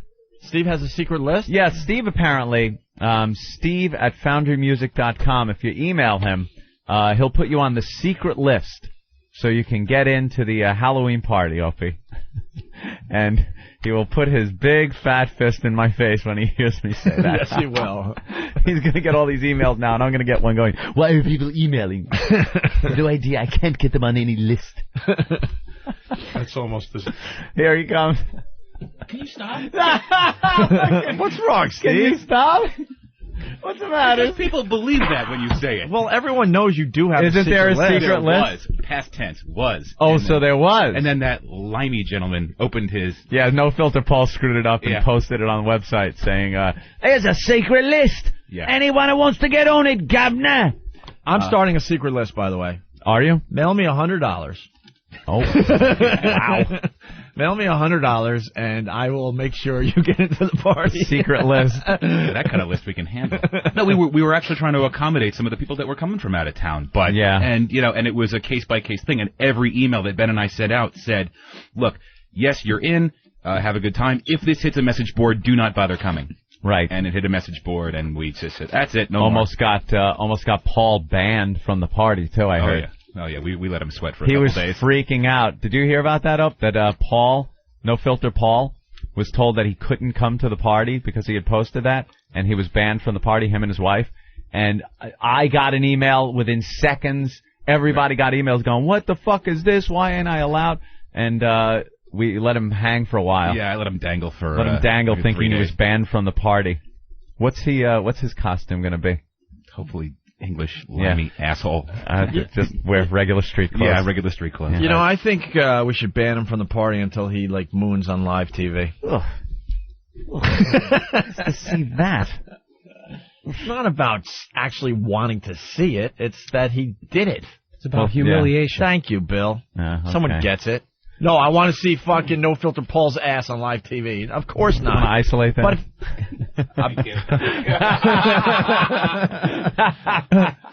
Just take out the no, and we have a great clip. Yeah, great. Thanks. Thanks, John Corzine. Opie wants to see a bare English ass on television. So anyway, Steve has a secret list, so keep emailing Steve. Yeah. Steve at foundrymusic.com. Secret list. He's not busy enough, I don't think. No. He'll get into the part. Oh, poor Steve. That 2 hours that he sleeps, he doesn't need to sleep. He always has a secret list, though, isn't that true? Always. Yeah. Always. For everything. All right. It's very secretive. Brother Joe's playing our Halloween party. Yeah. At the Hard Rock Cafe, Times Square, Halloween night. That's correct. With 2U, the U2 tribute band that's just blowing up. Yep. Yeah, playing all over the place. It's fun. We just played the Wachovia Center. We did we did 2 shows in front of U2. Believe it or not, it was it's the paradox? call it the singular. Yeah, it was really weird. They call it the singular pavilion. Mm-hmm. It's like where you walk through to get into the arena. And we played for about 50,000 of U2's fans. So wait, these people are going in to see U2? Yeah, well, they were going in to see Damian Marley. But we played right up until the beginning of Damian Marley's set, from like 5 o'clock until about 7:30. And everyone that was coming into that concert got to go, come past where we were playing, and we had at any given time standing there in front of us about 3,000 people that were actually just sitting there watching us do songs like The Unforgettable Fire and old like Gloria stuff they're not doing live. Right. And freaking the F out, man. They were just it was the best show I've ever done. Best show we've ever played. Wow. Man. Yeah, it was amazing. A lot of things happened. We're now at the Borgata because of that. We ended up getting hundreds of emails. Let me know when you're playing the Borgata. I mean, I have much too much spare money laying around. I'm sure they need it. Yeah, Bastards. no, we'll be there. Believe it or not, it was Ron Hudson's remember the Hudson brothers? Yeah. He's the guy over there, and his main guy was in the audience when we were playing, and he walks up to me and hands a Borgata card off, and I said, "What's this?" He goes, "I want you guys in my room." I look, I see Borgata Hotel. Perhaps you can all right, get some of your friends in show business to also come and play here. Yeah, no doubt. Dressed like Boss Hog. Speaking of friends, cigar. I do have Chris from Livewire, the lead singer. Yep. And Anthony from 2112, the lead singer of 2112. Yeah, because we got a Rush tribute band and the AC/DC tribute band. And they are the best, as well. The best at what they do. Now, what is good about tribute bands is the really good ones. Mm-hmm. And the really bad ones. Yes. The mediocre ones, you give a shit, right? It's just the ones that you go, holy shit, they are spot on, amazing. And then there's the ones that are like, oh my God, why are they trying? And both of them very entertaining. The obscure tribute bands are the ones that rock, too. Yeah, did you actually find ones like an Anne Murray tribute band? I found Anne Murray. I found a Carpenters tribute band. The Carpenters. What type of crowd is a Carpenters tribute band? Who's showing up there? Just the emaciated women binging and purging in front of the stage. And really depressed brothers with no career left. Because the talented one is dead. Oh, that's horrible. And then one of the Carpenters bands has a name. Like, you'd think that the tribute bands would come up with names that are recognizable as the band and kind of catchy. And what was one? The Carpenters with a K. Like like a fish. The Carpenters. They come out with big, bulgy orange eyes and play Carpenters music. And then there's another one. What's the girl's name? Her name was Laura. And she's so self-centered, she wanted her name to be incorporated in the title, but it's Carpenters. So how did she solve that problem? Laurpenters. The Lorpenters. Lorpenters. Boy, that just rolls right off the tongue, doesn't it? And they're both from the UK. Both bands are from the UK. Well, we got to listen to some of these things here. Well, track 2. What do we got in here that you just handed me? This is the Carpenters thing. This is? Track 2 is Close to You by the Carpenters with a K. Okay. Let's listen to this. If it cues up. All right.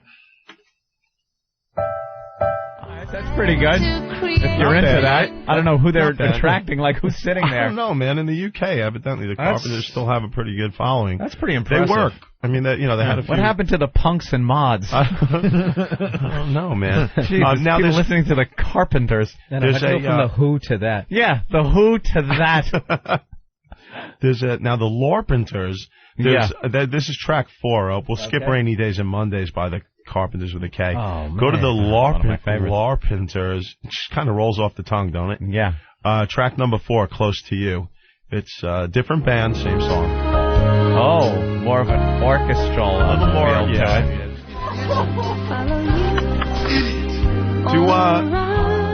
it. Pop over track 5. This is We've Only Just Begun. It's actually probably the best one out of the Carpenters. So many roads to choose. All right. Well, it's so much for the Carpenters. Sounds great. Yeah, I mean, but it's still the where are they from? Were they from like Utah? Doesn't it sound like they had to be somewhere from the Midwest? Osmond family face? Yeah, definitely from the Midwest somewhere. 35-year-old virgin. I want to hear some Tom Jones. Now, I hear you have a really bad Tom Jones. Yeah, there's a pretty bad one in here. Okay. But, let's hear the good one first. No, listen, like. You got to hear the bad one. The bad one first? Yeah, definitely. You want to hear the bad one first. What? What's up? He's doing the weather. Oh, Jesus Christ. They got the...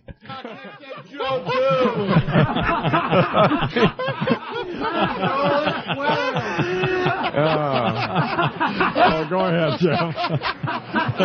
With him? He's poking the hurricane on the weather map. When is this thing supposed to happen? An umbrella.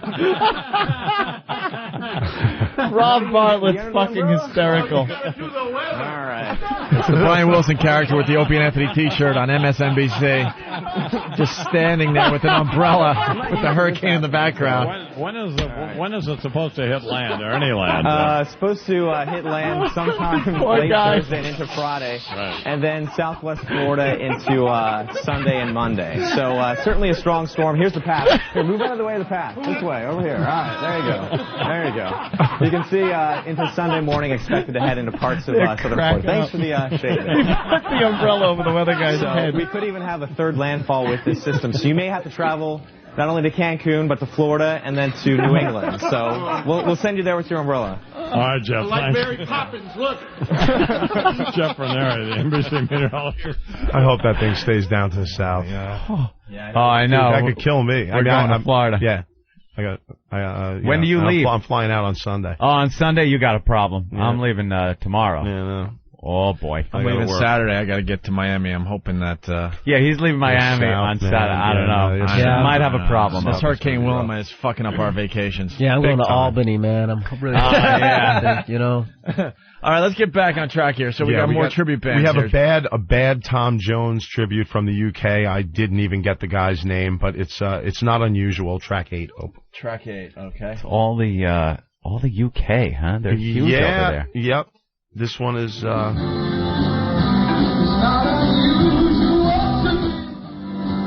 it's actually a guy called Ultra Jones. It's ultrajones.net. That's hysterical.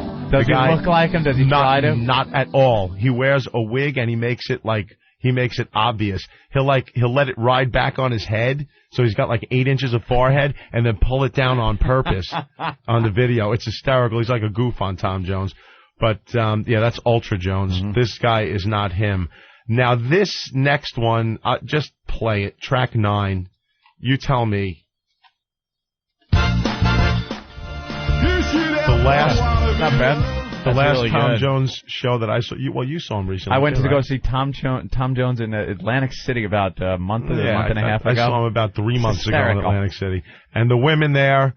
Mrs. Roper is actually an improvement. Yeah, on some of the they get some old ladies there that are just creaming over Tom Jones. Oh. And then you get some young, hot chicks that are like caught up in the moment. I guess their mothers brought them or something. Yeah. And they were throwing their panties at him. And then one thing really disturbing was like on side stage, kind of in front of the stage, but way to the side, was a girl that had to be probably 6 or 7. And she's dancing like their parents brought her. And she's dancing, and Tom Jones came over at one point and, like, handed her a flower. I thought you were going to say she threw her panties on stage. The hotel, yeah. Little underoos. Wonder Woman underoos hits him in the face. There's pee in them. What else you got there, Brother Joe? All right, we have, well, my ex-lead singer. Laird. Good old Laird. Laird.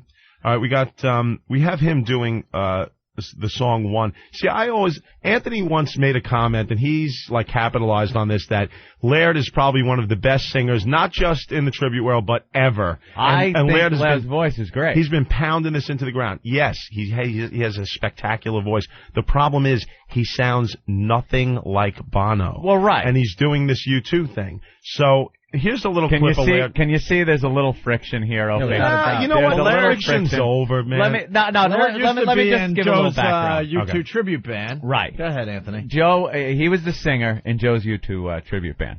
But not only that, Joe and Laird's history goes back for years. Probably 20 years. These guys have never been able to be in a band for any length of time together. They were the Lennon and McCartney of... He's an asshole. Right. How can you be in a band with an asshole? I mean, you got to work with these people. That's what goes on. Yeah, but don't you need that tension? No. And he thinks, no, you really don't. and he thinks Joe's an asshole. I was always, the whole time I was doing bands with him, I was envious of comics because... I mean, you could go and do your own. It's your own. It's you have to deal with 90% of the time. You don't have to deal with anyone. Have to deal with but you guys were friends for a long time, right? Knowing that the other guy was an asshole? Yeah, we knew that. Yeah, I mean, we were friends and stuff. 90% of any band out there works like this. Yeah. They don't really enjoy each other's company. It's just you're working together. If a band hits... Now you got to stay in it for the cash. Exactly. But these two, I mean, it was always end this way. Joe on the phone to me. Man, yeah, what's up? Fucking Laird, man. Fucking Laird. Never again. Never again. What happened? The guy is a fucking dick. And no, that's it. Joe, you know damn well, somewhere down the road, you guys are going to be in a band together. No, dude, I know I've said it before, but this time, no. Fuck him, never again. This is actual audio. Fast forward maybe anywhere from 6 months to 5 years later. But anywhere between there. Hey, what's up? Not too much. Yeah, you're going to come down to the gig? Me and Laird are playing down at the... Laird? Oh, yeah. Nah, I just fucking dig, but, I needed a singer. But he's got a voice, exactly. I can fucking sing. I can't sing, he can't play guitar. And then fast forward again. Man, that fucking asshole. Never the fuck again will I even get near a stage he is on. This went on for 20 years. Well, dude, I mean, I don't even want to get into the reasons. Well, but the guy's a bullshit artist. The guy's let's say he can embellish a story. Yeah. Shoot the hostage. There was one. All right after 9/11. Now, everyone knows somebody like this. Everybody has somebody like this in their life. After 9/11, Laird came into the studio one day. And we were all hanging back in the office. Remember when we did afternoons, we'd all go back to the office, drink a little, hang out. A little? Yeah, I know. So Laird comes back, and we're hanging out, having a good time. And Laird talks about how he signed up to be an air marshal. Because that was like the big thing that was going on then. Going to be an air marshal. Applied for the job. Oh, really? But this is after years of hearing Laird's, stories.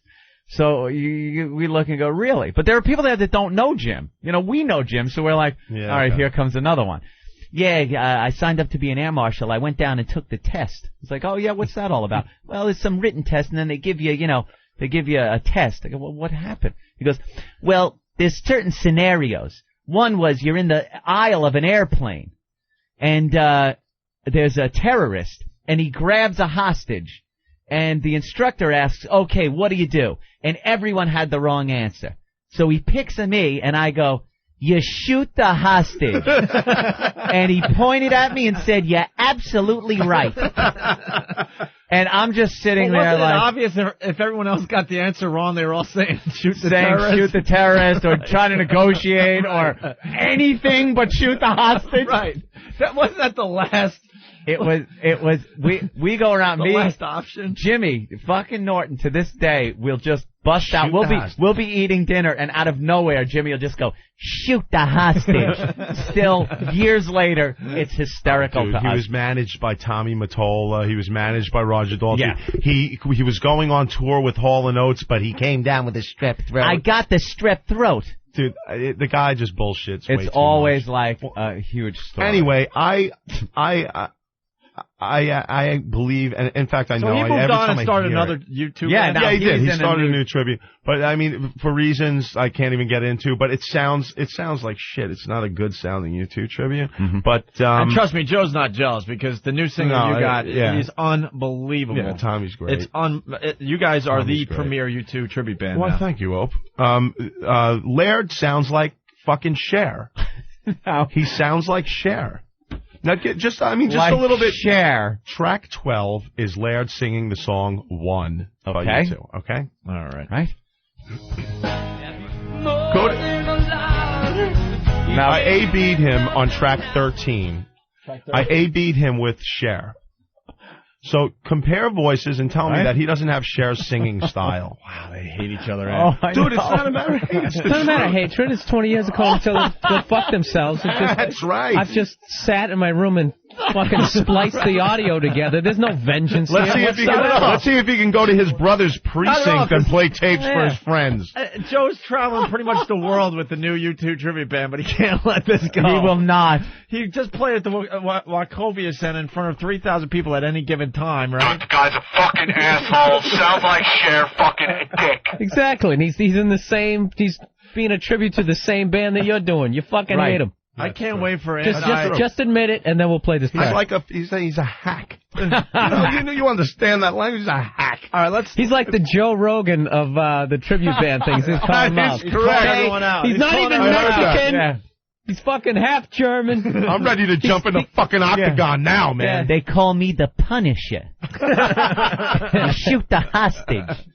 All right, so you spliced it together here, Joe? Yeah, track 13. It's just a little... and you had time to do this with all the dates you're calling out all hacks. I was up until about 1:30 in the morning doing all this last night. All hacks must die. Right. Zero tolerance. Did you hear he was up until 1:30 in the morning? 1:30 in the morning. That's anger. Not too obsessed with this whole thing. All right. He probably had a headshot of the guy above his computer. Here you go, you fuck. I was born in the wagon of the hostage. By the way, that was from a movie, wasn't it? Shoot the hostage thing? Yeah. It was from Speed. All right. One of those. No, the original Speed. Shoot the hostage. Well, all right. Shoot the hostage. Let's move on up. There's a Steely Dan tribute out of New York called Steelin' Dan. Steelin' Dan. Steelin' Dan. It's track 14. All right. And the song is Peg. Right. This is a live recording, by the way. Give them a little. Very good. Yeah, that's pretty good. Now another live track. This is a Boston tribute called "Smokin'" out of L.A. Boston, very difficult. The guy's range is ridiculous. Difficult. Yeah, Bradley Delp. You know Bradley Delp. I sang with Bradley Delp once up in Boston. You sure did, yes, Anthony? I did. Yes, I did. Thank you. The name of the band strep throat, right? Right, I had the strep throat. I was supposed to actually be the singer from Boston. You were supposed to go on tour with Boston. I got the strep throat, and then somebody actually on a plane grabbed the gun and put it to Bradley Delp's head, and I pulled out my gun and I shot Bradley Delp. Which is why that third album was delayed for so long. Right, but it's what you do. Wait, the phones... My training kicked in. The phones are all over Joe. Let's go to Mike in California. Mike? Yeah, how you guys doing? Hey, good. Hey, I just wanted to support Brother Joe there. I can hear the Cher and the guy he hates. I can hear the resemblance. Thank you, sir. All right. Thank you. Let's say hi to Steve in Maryland. Steve? Hey, what's up? What's up? Happy birthday, Bill Burr. I was just wondering, man, it was a great line, too. He said, stayed up until 1:30. When did he start? 1:25? Oh. And then Mike from Whackbag, Brother Joe is a quivering, angry ass. Rob in New York. Yeah, Brother Joe's right on. It certainly sounds like Cher. Yeah. When's coming to New York, Joe? Wow, he's playing the Halloween party for us. Yep. October 31st. October 31st at the Hard Rock Cafe. I don't think we're going to get Brother Joe's U2 tribute band again after this. Oh, You're just blowing up way too much. We're not going to be able to afford him, Anthony. Joe in Jersey. What's up, fellas? Joe, the guy isn't saying the lyrics right. He's saying lepers in your bed. He's not even saying the lyrics right. Oh, he still reads off of cue cards, too. That's embarrassing. It is. It's horrible. That's why I got rid of him. Fucking singers. That's right. Bono reads off cue cards. That's the only reason I do it. So we're doing the Boston thing? Yeah, I want to hear Bradley Delp. You know what? You might want to, if you can fast forward into the track toward the end of this of track number 15 is the better stuff. That's hard. It's a medley, but it takes like a 3-minute medley. Whenever Opie's got to fast forward. So how far you want me to go? About halfway through it. Track 15. Let's try this. Yeah. That is really amazing, the range on that guy's Try voice. that. Holy shit. Try How that do people out. sing that high? Here? You want to kick him in the fucking balls. Yeah, the guy can sing. Like Cher. That's smoke. Yeah, right. That's smoking a Boston tribute out of LA. Nah. That music makes me want to kill myself. Yeah. It's that classic rock. Well, this will really hurt you then. Hold on. Bingo Pants from Whackbag. Bingo Pants. Brother Joe, I just want to let you know, I heard Laird on another radio show. He's calling himself the Punisher. The Punisher? Very good. Joe? The B3s, they're from Australia, and it's a Bee Gees tribute. Bee Gees? Yes, and they're quite excellent. I mean, for the Bee Gees, if you can, That's okay. Understand some Bill Burr's just like, I hate this fucking music. Yeah. What do you listen to, Bill? What type of music do you like? Well, not that Richard shit. Pryor. No, what music do you listen to? I don't know. You don't know? No. You do when you hear it, you know you like it? No. I mean, 37. I don't have like a favorite band with like a fucking poster in my bedroom. You know what I mean? I wasn't asking if you had posters. You can still have a favorite band at 37, but the poster thing went away a long time ago. Any shit. Comics are too self-centered to notice anything else. No, that's not true. Yeah. No! Come on! Yeah. That dude Common has a song that I like. Yeah. On the corner. I don't know. I mean, I download shit. Comics are just too busy. Yeah. No, you know what you guys are. This is my thing. I'm totally into fucking music, but the second you ask me what do you listen to, I can't remember. I don't know. Right, how about I like Primus for I'm into drummers, man. I'm a frustrated drummer, so I like Tim Alexander. Like Rush? No. Oh, you better say yes. You better say yes. No, You're going to Hard Rock Cafe. Halloween night. No. I just never got into that. Yeah. Dude, what the fuck? I mean, somebody has to not like them. I mean, they still fill Giant Stadium, right? Of course. It's like Bruce Springsteen. I never got into that guy, and fucking 80,000 people show up to see him. How many Bruce tribute bands are there? Probably a lot, right? A lot. I actually did some research on the bands that we have playing on Halloween. There are AC/DC tops it out with 63 tributes registered on TributeCity.com. Most tribute bands are AC/DC tribute bands? Yep, wow. 63. Then you have 58 U2 tribute bands worldwide, and I think it was something like 32 Rush tribute bands. Wow. Yeah. All right. What do we got next here? Okay, we have the B3s. It's track 16. These guys are from Australia, and they do the job well.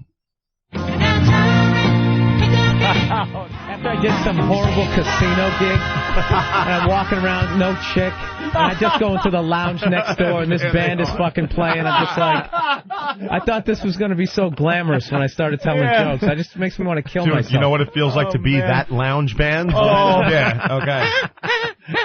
They're pretty good, though. Horrible. They had it down. If you're into the Bee Gees, they nail it. They had it down. They nail it.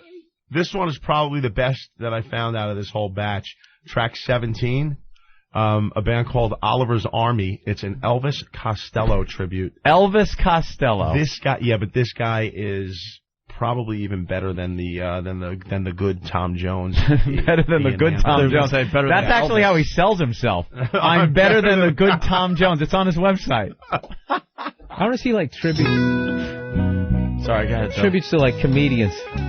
Yeah, why can't you there are people just going up doing their acts? Dude, I'm telling you, I sent a link to Steve. What? Yeah, Carlos Mencia. Who's that guy? That's Chris from Tribute to Joe Rogan. Hey guys, I listen to the show way too much. I'm sorry. That's cool. All right. Yeah. Big fan. I called in about the. Is this?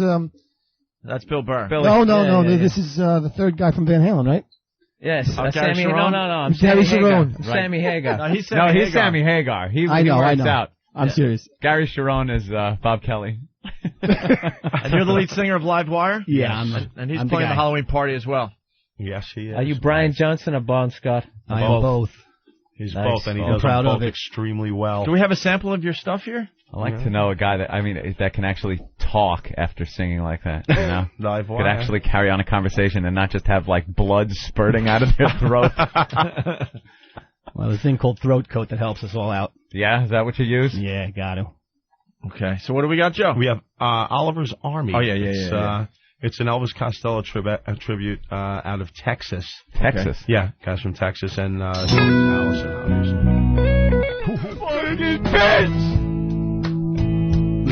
That guy does sound good. Yeah, it's amazing, Brother Joe. Guy's really good.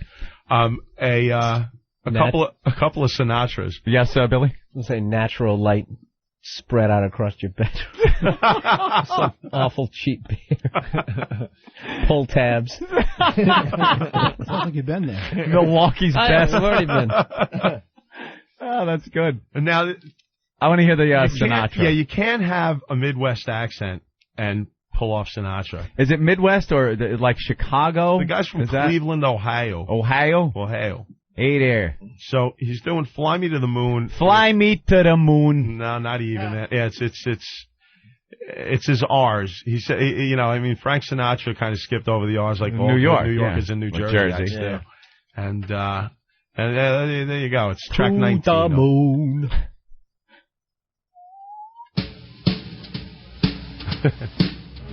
He's got like the. It's still not kinda, bad. It's not bad. It's not bad. The next guy's a Did little he bad. ever play in your band? No. Yeah, that's scumbag. Tom Torato. That was Tom Torato. You shoot the hostage. Shoot the hostage, baby. The keyboardist in this next band. Real scumbag. The bands are, for how much the comics like fucking rag on each other and everything, bands are the worst because it's this fucking like gang. They've all fucked each other over in some way, shape, or form. I have a question. So they all for know Bill, each man. other. Do you have like comics that underbid you? Comics that suck and they go in for way less money than you're used to getting, and they swipe gigs out from under you? I mean, is that Sounds something more that like goes a on corporate often? gig thing. Nah, yeah, that's more like just if you. That's more like a band thing. Yeah, that doesn't really happen as comedians. Yeah, it's just that's like what I mean, man. if they I wish I was funny. If they Fuck guitar. I wish I was funny. So you got bands that undercut you to get into some of the spots you were going into? Yeah. Wow. Always. Chris knows about it. Yeah, man. we undercut him one time. Yeah. Knows about it. It happens. I man. want to It play happens some all live the time. wire, but we just have the CD. So what does he do? He We gets need a on the sample. phone and just goes, "Hey, the guy's pretending to be the carpenter said they'll do it for $800." Yeah, basically. Yeah, that's pretty much how it happens. Pretending to be. You know what, man? It always comes around. though. Jesus Christ! It turns out to be the club owner that suffers. I mean, they put shit bands in, they have no turnout, and then they end up calling me back. So You shoot the club owner. shoot the club owner. Did you ever see Cookie Jar in Las Vegas? No, Never seen that guy? no. He's like doing almost like a parody of a lounge singer, but he's got the hair. Hairy out, and chest. he's got awful just jet Nice. shoe polish in his hair coming down, and he knows he's fucking ridiculous. Yeah. So it makes it quite enjoyable. Cookie jar, huh? Cookie Jar. Oh, it's cookie jar. jar. Yeah. Now it's hysterical. Oh yeah. All right. Well, there was a guy I just sent the link over. A guy that does a Rodney Dangerfield tribute. He's another one with a fucking Midwest accent that does a Rodney Dangerfield tribute. I have it. I sent the link over that's to what Steve it's going to Sid. be. When the comics die, then you could do Yeah, tributes. then you could do tributes to him. Red Fox is dead, right? Is Red Fox dead?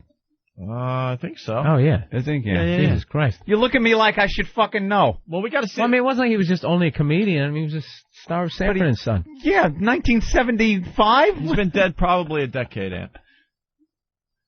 Sorry. I'm thinking. I want to hear the Rodney Dangerfield thing now. We gotta Nipsey get Russell that on the just show. passed I know. That was Steve's got recently it. in the news. I sent it over to Steve. Going to see a He's got Nipsey it. Russell tribute come up with all his little rhymes. All right, where are we going, Joe? Yeah, we got this other Frank Sinatra guy, this Frank Holden. Sinatra. Lady is a Tramp. He uses chick way too much. Okay.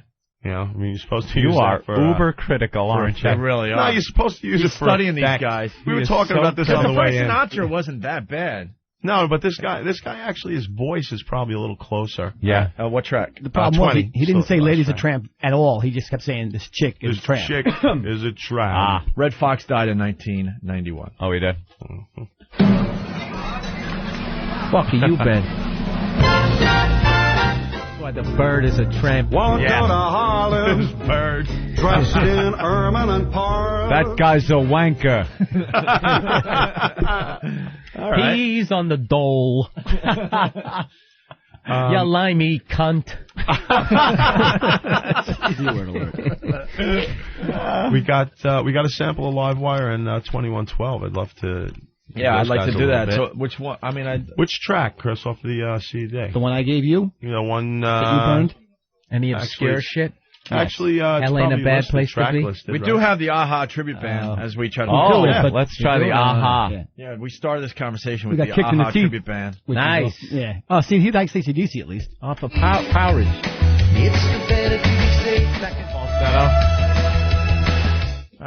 That's great, but it's one Yeah, song. one song. Yeah, and done. So you gotta dress like a pirate. All the ruffle stuff in front of your shirt. It's a 5-minute show. Wasn't that Adam Ant? Adam Oh, is he the one to dress like that? He's got a tribute too, yeah. He's got a tribute. Adam Ant has a couple of tributes on Tribute City. Sure he does. Yeah, hysterical. Which one are we playing? Goody Goody Two Shoes and the one that says Livewire on it. Livewire? We're trying to. We ran out of the studio to try to find it. Got Anthony with the 2112 stuff. I saw one tribute band. I saw Physical Graffiti years ago. Are they still around? Yes. They're around. They work a lot too. Now there's Bono right there. Yeah. Looks a lot more like Bono than Laird ever did. Are they? Laird looked like he ate Bono. He looks like Laird, you're saying? Oh. No. But there's no animosity. None whatsoever. None.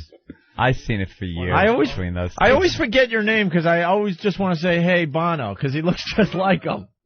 Tom. I saw these guys at BB King's. We talked about it on the radio. It was unbelievable. After the U2 show, I figured I'd just go in and support Brother Joe and the U2 tribute band, and I ended up staying for the entire set. I was so into it. What would you want to play, Anth? What track? This is Anthony from 2112. Another band that will be playing at the Halloween party at the Hard Rock Cafe. Yes. We want the hits. We need a hit. This is radio.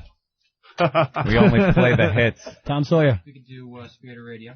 All right, what track's That's that? a hit. It's, Us is on 9, Rush is on 10, so if you want to compare. Oh, wow. He beat it. Whoa. He stayed up until 1:30 in the morning, too. Wow, he's feeling confident. So, which one is you? 9? 9 is me. All right, so let's start with the Spirit of Radio by Rush, which is 10, right? This is Live Rush? Live Rush. Okay. All right, that's Rush. That's Rush. That's really Rush. Really Rush. And now this is 2112 doing the same song. Did he do it? Oh, that was really Rush. That was really Rush. That was a live. tribute band. I was like, okay, no, that's why I was laughing at you, buddy. I thought he was pulling the old, no, wait, that was us. That would have been cool to do. Old switcheroo. That would have been great to do. Too many people would know. The old switcheroo. So, okay, that was really Rush, and now this is 2112, and these guys will be at the Halloween party. Yep. Guys, sounds like Getty. That's amazing. Absolutely amazing. Sounds like Getty. Obviously, Rush able to get a better live recording. You have any studio stuff on there, Ant? Their equipment. Yeah, I have some studio a little stuff better. What are the studio tracks? That's only a 35-second. That's 7 and 8. We're on 7. All right, we're on 7. Okay, this is 2112. Come on. That's you? Oh, I wanted to hear the chorus on that. I know, the track ends right there. That's you singing that? Yeah. That's amazing. How does that happen, man? You just sing it one day and somebody says, you know what you sound like? And then you just go down that road? Yeah, that's about it. Yeah. Really? Yeah. Man. Doing it. That's really amazing. Thanks a lot. Wow. All right. Well, these guys will be at the Halloween party, 2112, along with Brother Joe's U2 tribute band, and, of course, Live Wire. We want to play some Live Wire, too? Yeah, I think he's going to grab Sin City off of our BB King's recording. All right, let's hear this. Oops. Uh-oh. Oh, you can't say fuck on the radio? No. That was... What happened, Hawk? Of course you could say fuck. I don't know what happened over there. What happened there, Hawk? Well, you guys gave us a DVD, so we're trying to figure out how to play it on the radio here. It's in the PlayStation. It's frozen. I'm old school. The only thing I have is cassette, and I gave it to Brother Joe last night. Cassette. Remember that? Remember those? I got like 20 DATs. I didn't know which one was the right one. I didn't want to give you some others back. Got it on laser disc. All right, we'll try to figure it out. The PlayStation, by the way, sucks for playing DVDs. I hate that. In the meantime, you might want to try some 2U. Oh, yeah. Oh, yeah. Oh. Track 10. Track 10. No, just So who's the drummer supposed to be? Tease. Is it Phil Rudd, Chris Slade, or Simon Wright? And he's Phil Rudd. My buddy Bill there. Yeah, he's Phil Rudd. Oh, Phil Rudd. Okay, we Bill, honestly, we're more of a fan. We're a big Bon Scott band, but we have to do a lot of Brian, obviously. Mm-hmm. Right. But all of us in our hearts are loving Bon Scott a lot more. All right, here's to finish this segment up about tribute bands. Right up to Flick of the Switch, I like them. If we get the live wire off a Razor Edge, we're all right. If we get the live wire thing working, we'll play a sample of that after the break. But here's Brother Joe's U2 tribute band playing the Halloween party at the Hard Rock Cafe Halloween night. Yeah. Let's say hi to Mike. What's up, Mike? Hey guys, what's going on? We're hanging out. Hey, I'm actually a studio guitarist, and I'm amazed. Like, I know Bono's always the focus of every U2 tribute band, but Joe, man, you are incredible. I mean, people don't know how tough that really is. Thanks a lot, dude. It's it takes a little time to tweak, you know. Yeah, I mean, how many pedals do you run with? One. It's a Korg AX1500G. It does everything. It's a multi-effect. Yeah, cool. Multi-effect. All right, man. Good luck at the show. Thanks a lot, brother. I was going to guess that. I know. Yeah. 5 people out there just went, okay. I'm just waiting. All I want is Korg to be listening. That's all. Korg. I just want Korg to be listening. Get that. I need 8 more of deal. them, please. 8 more what? 8 more Korg AX1500Gs. Thank you. Why, are they good? Yeah, they're great. Korg is great. They do the job. They do it excellently. They do an excellent job. Maybe somebody when will Brother Joe wants to become U2, he reaches for Korg AX1500G. All right, we got the guy on the line that did the assault on the media last night, so we're gonna try to move on here. But first, we're gonna try the live wire thing. Yeah, again. see if this works. All right, live wire, another band work. playing the Halloween party, Halloween night at the Hard Rock Cafe. Here's a sample on beta, live from BB King's.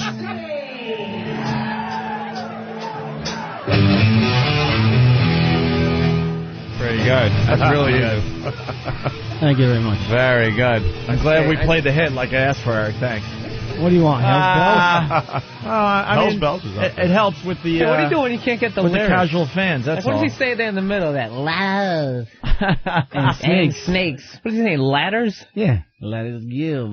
What are ladders? Like what you climb up? Don't ask me. The guy's dead. I have no idea. Yeah, you can't ask him. You just mumble it. Ladders and snakes. That's pretty good. He's pretty good. You want a gig? Huh? You want a gig? My Bon Scott and Jerry Lewis saying, "Hey, ladies, ladders." I was asking for a hit, so we had Whole Lot of Rosie up there. Thunderstruck. We had Shoot to Thrill, Hell's Bells, and what was the other one over there in the Highway to Hell? Highway to Hell, and he picked Sin City. No, Bill Burr wanted Sin Holy City. Shit! That's Thanks, for the Bill. real. You don't know music. Bill. That's for the real terms. You don't know music. That's for the real. I'm trying to help AC/DC Live fans. Wire out over here. You know, if you worked at the Home of Rock and Roll 5 times, you would have known music. That's right. I've worked at 3 homes of rock and roll. I know my music. I'm trying to help the band out. Playing a hit. That's why every time we got some AC/DC coming up, they always play. But I understand that. But What shook me all night long? if I ever hit, that's like the fucking. I'm doing that 4 times at the Hard Rock. Just so you know. Fucking AC/DC. But I think there's a lot of people with me out there. If they're you want to listen to live, hacks, and they don't deserve to go to the show. All right, if you don't know what fucking Sin City is, stay home. They want to hear a hit from Live Wire just so they can compare it to the actual AC/DC. Right. That's what I'm thinking. Am I stupid for thinking that? Nope. Which one do you want to hear, Anthony? Now you play. Hit. Thunderstruck? I want to hear Highway to Hell. Highway to Hell. There That's you go. hilarious. I was like totally getting into it. Like, yeah, Outrage, second I know, side, man. You were first like song. you were drumming and you were hitting every single drum. I just want every accent. I want on to every just single. drive the Big point AC. home that Live Wire AC/DC. sounds a lot like AC/DC. And Right. I think this is the way we do it right here. Ready to play that, Eric? You're actually right. And I apologize to Eric. I didn't know it was a Bill Burr request. We got to go into your iPod. I want to see what you're listening to. Okay. You got it here? Yeah. All right.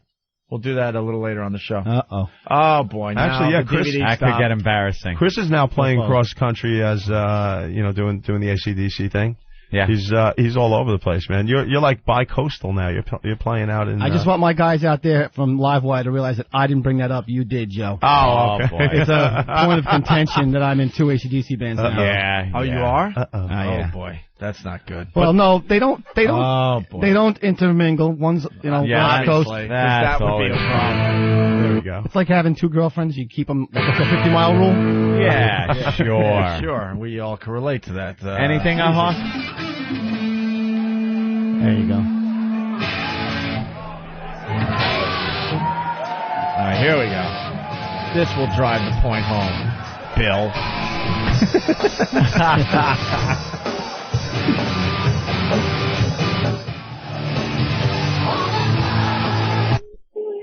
Look at those people. It was crazy that night. I got douche chills just watching it again. Gee. And the DVD is freaking out there. Oh, of course. Hawk, you want to roadie that? You got to remember, Good it's job, a Hawk. 70s band, so DVDs don't go. Is that it? There you got it. DVD doesn't pick up the music of a 70s band. All right, very good. Livewire, of course. Yeah. Outstanding. ACDCtributeband.com. And for anybody up in Vermont this weekend, we are at Cousins in Bar or Barry, however you guys want to say it up there. Audio Slave, I like. No, I'm trying to remember my iPod. Thanks for stepping on my shit, Bill. You better. He's fighting back now. I love it. If there's any Marilyn McCoo and Billy Davis Jr. on there, you're in trouble, my friend. I did sprain my neck earlier when you made a Fine Young Cannibals reference. You were talking about like current music, and you said Fine Young Cannibals. No. Slide on that I was one. saying that having Elvis come to the White House in 1972 to get the kids off of drugs, like they still look up to him, was like Bush now getting the least. Fine Young Cannibals to be hip. And I made you explain it, and it does work, and I'm sorry. All right. And you know what? Thank you. It's about time. I've been here all day. I haven't heard it once. And you were right about Sin City. That was fun. I was being an AC/DC snob, and I apologize. And we love snobs like you, Bill Burr. MySpace. All right. We also have a... I'm sorry. Anthony, you want to plug your website, man? Yeah, let's get the plugs in. It's a RushTributeBand2112.com. Very good. Thanks. All right. And Brother Joe? And Joe, of course. Of course, not you2.com. Nice. This weekend we will be in Hoboken at the Whiskey Bar on Saturday night. Mm-hmm. And on Friday night we're in Stroudsburg, Pennsylvania at Sheemsa. Which is it's an Irish pub. An Irish pub, there, don't word you know? spreads around those Irish pubs, and they're always full. I get calls from 50 Declans a week. Hello, it's Declan. Which one? And they're always booking. And we'll see you guys. All right, gentlemen, thank you. Very good, guys. Thanks for having us on. Absolutely, it's always fun. 2112. Thank you for being so tolerant, Bill. And to you. No Appreciate it, man. Thank you for being a snob. See you. See you on Halloween. Schnob. At the Big Bash, at the Big Soiree. Yeah, looking forward to it. Oh, yeah, here's some gifts that you can't smash, Opie. I'm sorry. A T-shirt. I know it's a gay T-shirt and all, but... Let me see. And Anthony can wax his Escalade. I'll wax the Escalade with it? With the Livewire T-shirt? Thank you, sir. Thank you. All right. That's good. Yeah, thanks, guys. It's got a chamois-like quality to it. I like that. It's 100% cotton. It won't leave any swirls. I like that. I feel like a cheap bastard. I've never brought anything in for these guys. I got a cassette and then I got T-shirts, and that's all I got. All right. We got to say hi to the guy that did the assault on the media on Channel 7 last night. Thanks, there they go. Oh, this is the guy that did the assault? Yeah, Wheel in New Jersey. Wheel. Hey, what's up? What's up, guys? What's up, Wheel? Wheel? Not much, man. Wheel. You really impressed us last night. Yeah, I don't know how this is going to turn out, though, guys. They were mighty mad. They were mighty mad. Hold on. Brother Joe is now whispering to Anthony as we try to do a live show. Hey, just shaking hands to go. Hands. We know you love us. Don't worry about it. You don't have to do the official. All right, here we go. There you go. A little fist for Joe. Okay. I'll call you later, man. Thanks, Brother Joe. Yep. Now, what didn't work out well for you, sir? Well, I haven't had an opportunity to see the tape yet. He was saying after I did it, he got all mad and stuff. And I was just kind of hanging out in Channel 2. It was right down the street, getting ready to do another one. So I was like, all right, I'll hit that other one. And then the woman starts screaming bloody murder from Channel 2, saying, you better stay the hell away from me, and blah, blah, blah. And all of a sudden I turn around and the cops are standing there. Yeah, this thing is really taking on a life of its own. It really is this assault on the media. They're onto us big time. But when they were talking to the reporter from 7 was talking to the newsroom, and he goes, where are you from? I said, what do you mean, where am I from? He goes, Opie and Anthony, right? I'm like, yeah. He goes, and he was talking to producers. They knew all about it. Oh, really? They knew it was coming. He said, "Oh, I'm going to get the lawyers involved," and you assaulted me. I haven't seen the tape. I didn't touch him. I know I didn't touch him. Assaulted Well, they're not going to do anything, or they would have done something already. Don't you worry. Exactly. I'm not. Hello. They're just trying to scare you so other people don't do this. But as long as you don't touch the reporters and assault the reporter, you're okay. He assaulted you, my friend. He pushed you right out of the camera.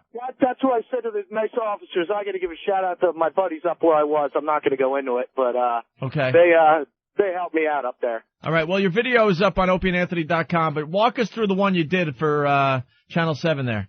I was standing right across the street at the hospital, and I'm looking, and my buddy called, and he was like, "They're live, but they always go to that tape," and I didn't want to blow it on the first one. Mm-hmm. Oh, So taking your advice, Anthony. Yes. Absolutely. You got to wait for the second one because they got nowhere to go. Right.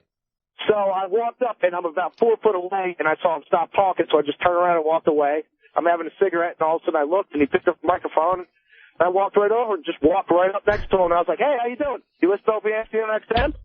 And he just looked at me, and he put his arm on my chest, and he kept talking. You know what? I'll give him credit. He did.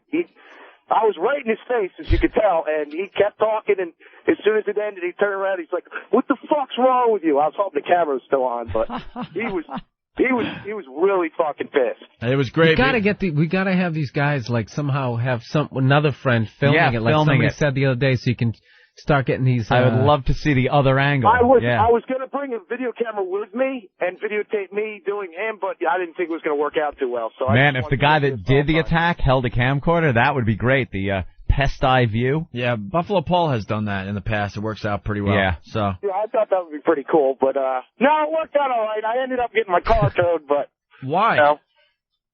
Because I left so quick out of the house, I forgot to grab my license, and the cop was like, "Hey, where's your stuff?" And I was like, "Oh, I don't have it."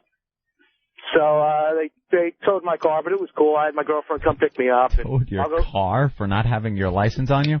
License, registration, or raped him with a plunger. Oh, and you took our advice. You engaged the reporter in a little conversation. Mm-hmm. I tried, the guys. You know, we've done the air horns, the costumes. Now the latest thing is to just kind of engage the reporter as he's trying to do his live report. You're standing next to him, just have a little chit-chat. Absolutely. Let's go to your audio. The video is up on opieandanthony.com, but listen to this. Okay. The search dogs actually missed the 10-year-old boy the first time they went by that house. Don't know if that matters now. He's a little dehydrated with a few cuts and bruises, but he'll be okay. We're live in Perth Amboy tonight with some company. Jeff Begay's Channel 7 Eyewitness News. Everybody's celebrating out there. Jeffrey, thank you. Everybody's celebrating out there. No, that guy's not celebrating. That's a pest. That's a pest. This pest. Oh, man. We think you might be in the lead, Wheel. Maybe. Wow, that'd be great. It could go either way, but we like the subtle approach that you took, and I think you might be the new leader in the Assault on the Media contest for October. Excellent, guys. We have to kind of study the tapes that's a after hard the show. one. It's definitely hard. It's got to be judged on a whole I other like thing. the other dude having the presence of mind to jump on either side of the person's shoulders. Yeah, that was really good. The shrill in his voice. Yelling. Pulling his hair. Pulling at his hair, like he's pulling his hair out. All right, guys, I gotta get this truck inspected. I'll talk to you later, man. All right. Thank you, Wheels. No problem. Or Wheel, man. whatever. Okay. All right. You guys suck. All right, there he goes, Wheel. Wheels. Helping out the show. Got a cool nickname and everything. Definitely. Hey, Wheels. The video's up on opieandanthony.com. 1955. Yeah. They call me Sticks. I play the drums. Oh, God. Fucking JP from BAB. Listening to our show a little too closely. Jesus Christ. Stop, JP. You're embarrassing yourself. Oh, no. Guy used to work for me. He's an intern, and now he does mornings at BAB, and he basically did our There's No Santa bit and got some coverage on that, and now he's doing the whole the Doppler 2 million bit. No way. Yeah, he is. The Doppler 2 million?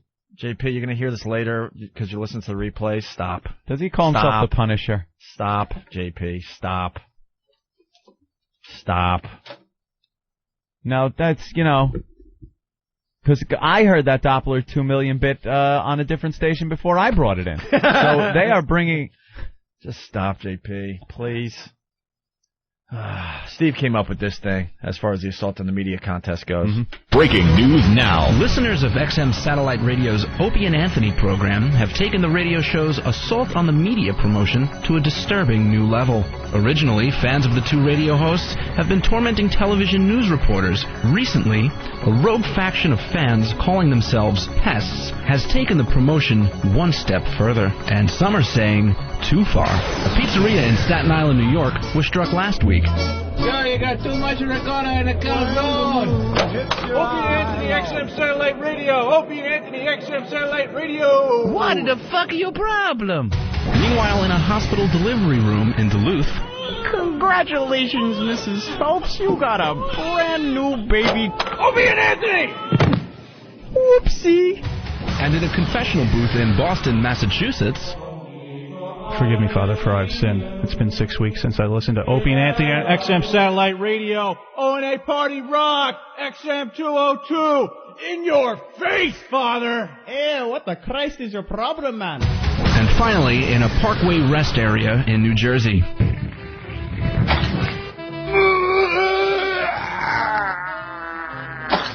Hey, down here. Opie and Anthony, XM 202. O&A Party Rock. No one knows for sure where these so-called pests will strike next. But one thing is certain, the Opie and Anthony virus is spreading. Jesus, Steve. You got a new name, Over the Top Steve. Was that a promo for an Assault on the Media? Why were they in an emergency room? No, see, they're taking the concept to the next level. And now they're just assaulting everything. Everything. Right. All over the place. My God. Assaulting society in general, right, Steve? Right. That's the concept? Yeah. I like when Steve explains the concepts after we play these things. Right. Yeah. Go ahead, Steve. Yeah, now I get it. After Explain the concept of the latest promo you just made. The concept was actually brought to me by... Quiet. Eric. That was Eric's idea. Oh, my God. Look, he instantly, No. He doesn't see us going, wow, oh, my God, that is the funniest thing, that really good. We're asking a couple of questions about it, so he instantly goes, that was Eric's idea. The former head of FEMA is going to be coming in here apologizing. I did the best job I thought I could do. Even if you guys were jerking off all over it, I'd still give credit to Eric. So, his concept was... pests would be like assaulting the other XM channels, I think. Like, so you'd hear like an XM jock singing a song. So we tried that a little bit and it died after like 15 seconds. Boring! Yeah, we couldn't go anywhere with it. So we sat around and said, all right, well, where wouldn't you have an Assault on the Media? You know, and so all of a sudden we're like, restaurant. Where wouldn't you? Yeah. Was this a brainstorming meeting? There was. I was sit together and go, all right, here's a list of places you wouldn't want somebody shouting out O&A Party Rock. What were some of the places suggested, but you didn't go there? We didn't go with, I'm trying to think, because there were so many ideas. Oh, so many. Anybody? Help. Does anyone remember? Nathaniel? I like fans what are you rolling their hands wide range of characters. I know. Yeah, Nathaniel's wide range. Playing Brad Garrett. I mean, just spot on. Sounded nothing like the character he did in that one. Yeah, but that's the beauty of these. The fan delivery is unchangeable. I'm going to defend Fan. I think it's brilliant. Now we got to play the Raymond bit promo. Oh, no, he sounds just like Brad Garrett. I challenge you. Fuck those tribute bands that were just in here. Listen to this. This is Next true. time on a very special Everybody Loves Raymond, Ray's brother needs a helping hand. Ray, I got a problem, man. You gotta help me. Oh. I picked up a tranny last night at Hunts Point, and there was an accident. No. We were trying this erotic asphyxiation thing. She was supposed to pitch me before it ran out of air. What are you doing? But Ray's father isn't buying it. What a load of bull. Come on. All right, you got me. I picked him up on 10th Avenue. The family hijinks don't stop there. Ray, you gotta help me get rid of the body. I don't want to do it. No, come on, it'll be fun. We'll chop it up and bury it out in Jersey. I live on Long Island. All in the next Everybody Loves Raymond. Tonight at 8. Bravo, Fan, bravo. Thanks, Opie. You know, it gets harder when the impression gets longer than 2 words. We'll bury it out on Long Island. It's just the fan. I didn't know I was doing a Brad Garrett until halfway through that. Really? You knew exactly what you were doing. It sounds just like Brad Garrett. Did you try to do a different When they have voice? to have, like, before... Or does it just come out like that? I tried to sound like somebody who had just got in trouble for accidentally killing a transsexual. But it sounded just like you describing it just there. Well... He's doing Brad Garrett again. Wait a minute. Just now. Yeah. Keep doing it. It's He's like those actors. Afterwards, they just, they can't let the he's character caught up go. in the character. I can't find the off switch. I don't know No. what's going on. Yeah.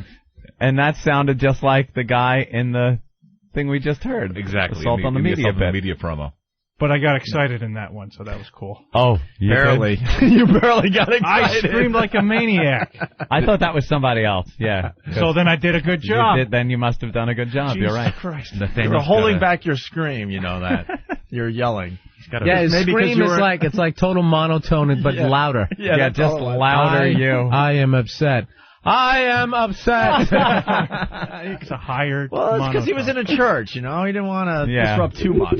Just enough. Just a little. In your face. Father. Now you're just exaggerating. Now it's exaggeration to be funny. You're right. Crazy. How'd that work out with Harry? Well, I got 100% of the votes. 100% of the votes against Harry. So Yep. you will not be losing your hair. Nope. Neither will our staff. Harry's got to shave his head, I guess, and so does little Fezzy.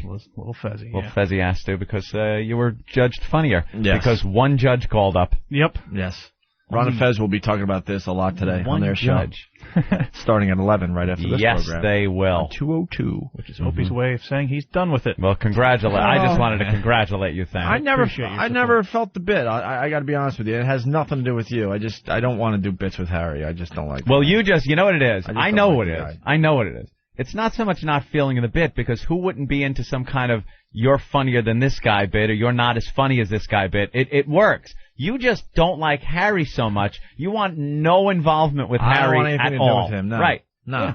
There's people I don't like, but I know and he's not even the one that shit there's under my people, desk. Jesus, there's a lot of people I don't like, but I know they can do good radio, so we go with it. There's nothing there for me. Yeah. Nothing. Not feeling it. No, and it has nothing to do with you, Nathaniel, because I know we've kind of turned our backs on you a little bit. We know you're funny. We like your humor. I like the dryness and the sarcasm. But I just wasn't feeling the competition with Harry. He was just jettisoned from the show like garbage. Well, we went with it in the beginning, and I'm like, why is this guy even in our studio? Yeah. I couldn't even look at him. Like, other guys come in like Bill, they got interesting stories. Bill the intern. Right. Comes in, and he's just a psychopath or something. Harry was just, And he's kind of, I don't know, and he's pompous. Yeah. In a weird way. It's I don't know what it is. A little smug. Smug, you think? Well, no part I of just him. like that word. But Ron and Fez will be riding this bit, and they'll make it funny, and they'll have a good time with it. So listen to Ron and Fez today. I'm sure Nathaniel will be on the show discussing it further, Congrats, right? Thank you very much. Thank you for your support, Anthony. Oh, I definitely called up and had to support you. Yes. The fact that he just rips off Seinfeld bits. If you're going to rip off somebody's friggin' material, the Seinfeld thermostat bit, I mean, it's just classic. Try to get a little Seinfeld more bit. obscure. Yeah. All right. Yeah, Joe Rogan. Steve, thank you. Rip off Joe Rogan. Yeah, he doesn't mind. No, he doesn't care. I'll kick his ass. Rear naked choke. Hey, we're talking about Brian Wilson. Yeah. On Imus. Uh-huh. Well, it's actually Rob Bartlett doing this Brian Wilson character. Hysterical. It's taken over the world on TV. Love it. It really is. Imus is riding this one, and he's helping us out in the process because he's wearing an Opie and Anthony T-shirt and calling Imus Opie, and then Imus is giving us huge plugs on MSNBC. Tell him where to get the T-shirts. Yeah, he's a fan and a friend, certainly, right? Yeah. So we got some audio of the Brian Wilson character doing weather. Listen to this. Cozumel and Cancun to get the worst of this storm system today. Paddling back here. How am I supposed to keep continuing with this?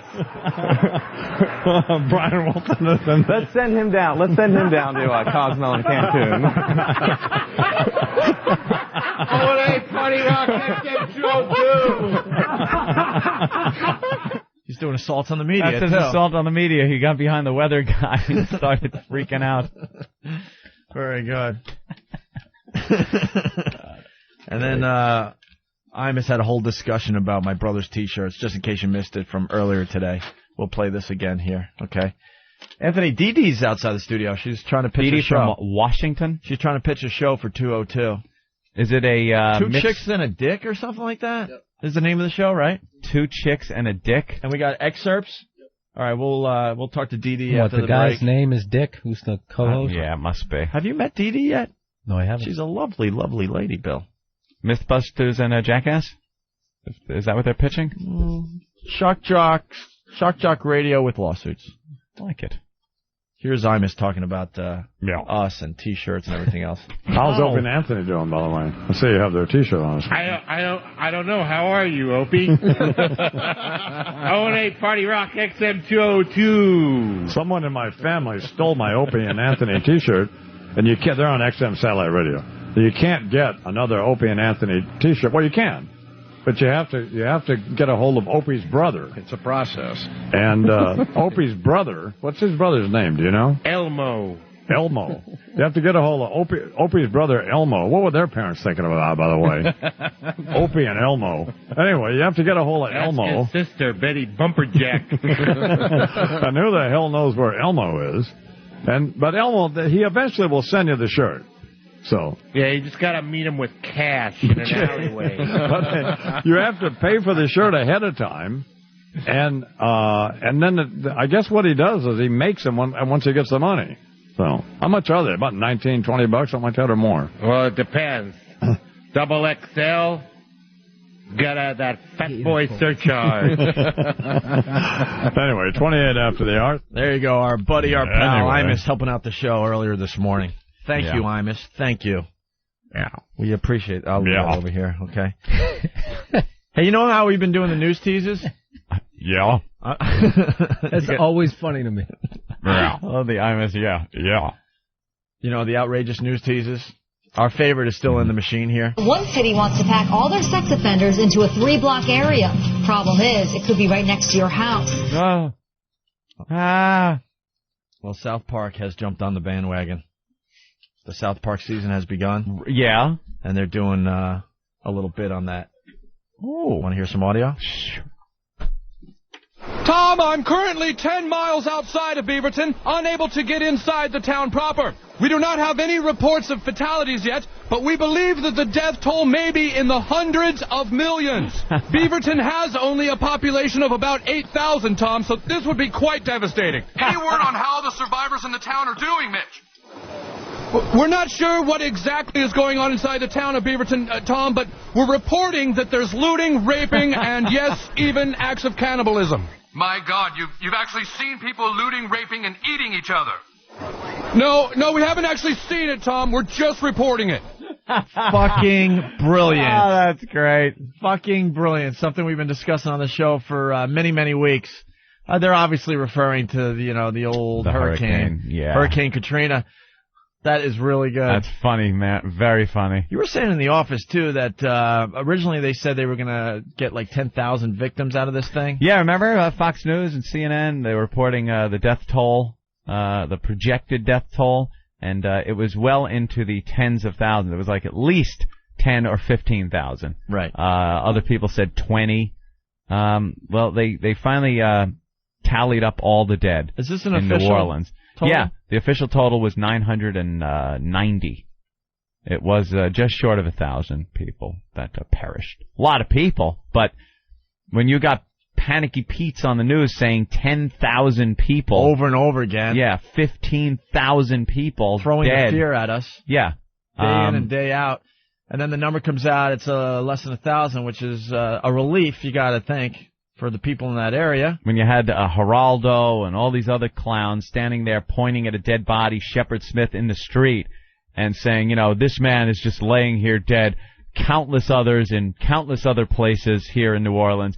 Others under the water in their houses. This will be a huge death toll. We're going to find thousands of people dead in their attics. Yeah, Remember all that that's stuff? what they thought. So the total comes out. Where was it reported? Like on page 89? Yeah, I saw like it was a little snippet in the paper. It wasn't the big headline, right? No. It wasn't on the front page, nothing like that. What are they going to write? We fucked up. Yeah. Well, tens of thousands, not dead. Yeah. Alive. What a miracle. Got another clip from South Park. This is a Fox News update. Global warming disaster. Global warming appears to have struck as predicted in the Colorado Rockies. All around the country, panic and chaos are settling in. Tom, I'm standing just outside of Chicago, where the panic of global warming has already caused countless deaths. Already we're reporting that the death toll here in Chicago is over 600 billion people. With the crickets in the background. Fucking South Park. Oh, that is good. That show's been on for so long, and I swear, just when I think, maybe they've run it their course and everything, you watch an episode and go, no, this shit is still fucking funny. They're still doing it. Bravo to those guys, Matt and Trey and the gang. That's really funny. That is true, though. Every time I see that show, it's hilarious. Yeah, it's hysterical. And it's like sophomoric and like brilliant at the same time. Yeah. Cartman kills me every time. You know, you think that character would get old after 10 years, but it's hysterical. I don't know. Yeah. And then Steve's very, very upset today because over 50 people have sent this clip in today. 50. Get Steve. Whenever something happens, Steve gets it sent to him not once, not twice, but sometimes hundreds of times. Right, Steve? Yeah. What's this clip about? Everyone thought this was very important to send to you so we can play on the show today. There's an animated series on Comedy Central called Drawn Together, and it's a bunch of superheroes, I think. And, it's another one of these referential kind of comedies like The Simpsons and Family Guy and South Park. And they referenced the word schwoogie last night. Really? And that clip was coming in all night. All night. We're starting to think that we might have came up with the term schwoogie. Wow, if or we the could old influence society like that. We have to find an earlier use of the term schwoogie, earlier than 1995. 96. 96 about 96. 96. Find an earlier usage, and they'll get credit for it. But as far as I'm concerned, we invented the word schwoogie. Bruce Mittman, thank you. It made TV yesterday. Damn you all! I almost finished what my ancestors started, and I would have gotten away with it too if it wasn't for that meddling schwoogie. Schwoogie. Is it Yiddish is or it not? A Yiddish yeah, term? It is. I got a definition last night. It is a Yiddish word, or it's like a hybrid, if you will. Well, let's get the Yids to call and tell us. Oh, Jesus! What is that, Ben? It's really kind of derogatory to call them Yids. Well, what is schwoogie? That isn't exactly derogatory. Right? Yeah, but for some reason that's fine. But see, Anthony's a racist, so he didn't really. I am not a racist. That didn't really filter at all in his brain. Yid. I just want to talk to a Yid. What is the definition? Yeah, what is the definition? Of a schwoogie. What is it? Give me the definition. If you got the definition, or did I already hear the definition at the Hard Rock Cafe? I think you probably heard it at the Hard Rock during your first appearance numerous times. Yeah, what a crowd we had there. Wow, did they just go off without even any provocation? You know, I'll give it to them if they're provoked. Yeah, but then there was no reprimand on any level. Oh, because that would work. There was there was reprimand. I went, now stop it. What are you doing? Yeah. What is that? Okay. You can't reprimand these people. They'll kill you. The word comes from a combination of the Yiddish or bastardized German word for black, schwarze, and boogie, short for jigaboo. What? So the word is pronounced schwoogie. That's the definition I got emailed last night. From where? A Yid. From who? From a Yiddish person. Or a Jewish person. That's horrendous. I don't buy it. No. I have no idea how to verify that. It's been speaking of the Jewish people. All right. Yeah. My dad used it. Josh. Let's say hi to Josh. Hey, Josh. Hey, how's it going? All right, Josh. I don't know anything about the Yiddish term, but I know when I was a kid, I grew up in a redneck family in Bucks County, PA, and my father used to call them swiggies all the time. I was about 8 years old. I'm 33 now. All right, so maybe we didn't invent the word, Anthony. Yeah. Hey, Robin. At least we can admit that we didn't invent everything. All right, we're going to break. You guys are like bummed out. We didn't invent that word of hate. Kind of bummed. We were Thought excited. we were the original with that slur. We're excited. At least we acknowledge when we didn't invent something. That slur. Oh, wow, there Opie, you go. I mean, you're still young, man. You can come up with a new racist term. It's so hard, though. So many have been taken, and Well, all pick the an good obscure ones. group. No one really wants to work on a Like new one. Eskimos. No one Is really there a good one for an dislikes the Eskimo? Does anyone dislike an Eskimo enough where that would catch on? Enough people? White people in Alaska, I'm sure they got some for. You need a group of people that a lot of people don't like, for whatever reason. And that would work. How about Vietnam? Well, Vietnamese had Charlie. Dude, you kidding me? You can't, the level of hatred that it just... When I was in Georgia, they had a word for, like, women that they weren't into, like, they were called Bamas. Like, somehow Really? Alabama was considered more fucked up than Georgia. Georgia? No, Alabama, because they're called Buffalo Betties in Buffalo. Oh, yeah, that's what I'm saying, though. But Buffalo Betties. I'm saying that there's obscure... A little localized. Shit. Yeah, so there's no way if you talk to somebody from maybe Juneau or fucking Anchorage that they don't have something for an Eskimo. Sure, that's true. Okay. You fucking I agree now. harpoon chucker. And by the way, Bill, you blubberita. Yeah, you don't give me enough credit. I've been trying to come up with a new word for a long time. Oh, for what? Okay. And I came up with the word kunk. It's not in the dictionary. Yeah, but it didn't really catch on. I know, but I tried. And what is it? You call a girl a kunk. It's just because it sounded like the C word, though. Well, we try to get Is it that a combination? Going. There's no like word. Larpenter? Is that like a cunt? I invented the word kunk, C-U-N-K. Look it up. There's no word in the dictionary yet. All right, how about a definition? We need a good definition, then we could, hand it in. So it's a word before a definition is even... We're feeling the whole where you call someone a kunk. But that's as far as we got with the new word. Yeah, we were actually told. Fugly. Yeah. I understand, but don't you think by now kunk should be a word? We've been around a long time. We were told we weren't allowed to use the word kunk either on the air. Oh, yeah, that's right. After we used it a while, we were told, we were told not to use it. Yeah, on commercial radio, we started calling girls and stuff kunks. You kunk. And they actually sat us down and in an office and told us we just weren't allowed to use a word that doesn't exist. That's how crazy commercial radio got. Yeah, because they knew what you were doing. But that doesn't matter. That's not what the FCC is all Well, I mean, about. you could sing songs like "Get the Funk Out of My Face." I mean, you know what he was trying to say, right? Back in the disco era, right? Very good. Coke spoon around your neck. A couple of Photoshops showing up with me in an action figure box with my new shotgun that I got yesterday, and me on the cover of Clint Eastwood movie, me in the video of the Columbine, the closed-circuit Columbine. Yeah, that's a little twisted. Killing. Outside the bank in Dog Day Afternoon. Yep. And a couple of it in a G.I. Joe box. Me walking with the Earps in Tombstone. Yeah. A bunch of clowns. Very funny. All right. We're going to take a break. As we go to break, we're going to play the Kaplan Brothers, their latest creation, Anthony. Mm-hmm. Oh, that's a good one. Wabbit season, duck season. What's that noise? Daffy coming up to me, and I gather I shoot his bill off. I'm watching this. Oh, no. Yeah, there's Daffy getting shot. There you go. You're going to have to go to whackbag.com, WACK bag.com. Go to Photoshop. They do a good job every day. Yeah. Photoshop's based on The Daily Show. Okay, the Kaplan Brothers from Silence of the Lambs, the musical. Right. The CD's out there. These guys are touring the country now in small theaters with this whole thing. And here's a song they came up with that is not on the CD. They were proud of, and they sent to us directly. So here it is.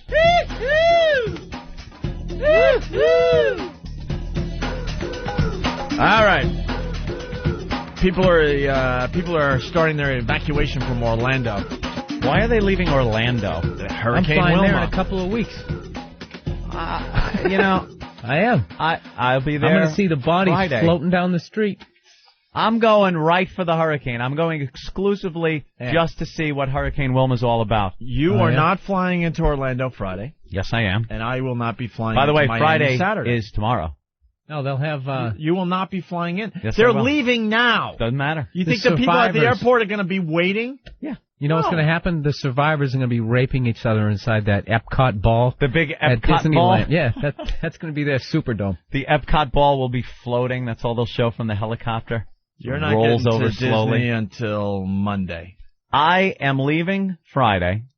I am checking in I will enjoy. You're not going to make it to Orlando I will tomorrow. absolutely. Orlando. Dude, you know what? They just showed a live shot. People are leaving Orlando. You think the people that work at the airport are going to go, we'll wait? We'll wait until Anthony lands? This hurricane has to make a drastic U-turn. They have no idea where it's going as far as the U-turn goes. Wrong. When a hurricane's going straight, they got a pretty good idea if there's no steering winds which way it's going. When it's got to make that boomerang hook like it's going to do, they don't know where it's going to end up. This thing could end up hitting. It's following a pattern that they've seen many, many times. No, they just don't know exactly where. Not only that, but Orlando isn't on the beach. There's enough real estate there where that thing will be a category. If it hits at a 4 on the coast, it'll be a 2 by the time it hits Orlando. Not what I heard. Anthony. That's not what I heard. It's not what I heard. I heard it's coming in. It's coming in hard, man. You better hope the people that are working at the airport have the same logic as you is what I'm saying. Who needs to work there? You got one guy with the friggin' lights in his hand to bring me to the terminal. And the other guy that pressed the button to bring the terminal thing out. In the words of Jim Norton, there's going to be a lot of panicky Pete's down there. And they are going to be leaving their jobs to go to safety. Not on Friday. You will not be flying into Orlando tomorrow. You watch me. Yeah, this guy's broadcasting from Orlando on Fox. Pull him up. What's he saying? No, this is... What's he saying? Evacuation orders actually for non-residents and tourists. That went out yesterday, and the truth is a lot of those non-residents and tourists did heed those orders. They are pretty much gone, but you still have a whole lot of people who are in this area. Dress code. I can tell you this much, John, also. Now, we do know that Wilma, she is a Category 4 right now, and it appears, according to Max Mayfield, as if this thing is going to stretch out a little bit longer. Here in the Keys, Monroe County officials have decided that they're going to wait 24 hours before they make it mandatory for residents of the Keys area to get the big on boot and get on out of here. Swing it behind me, Chris, if you could a little bit. What's going on right now is here. They're boarding up windows again. Let me tell you what's going to happen with this hurricane. Let meteorologist Anthony tell you. This thing is going to clip the Yucatan Peninsula. It's going to weaken. And then it's going to go into the Gulf and not make as hefty a U-turn as they say. It's going to weaken because the water's just not as warm as it was where it was.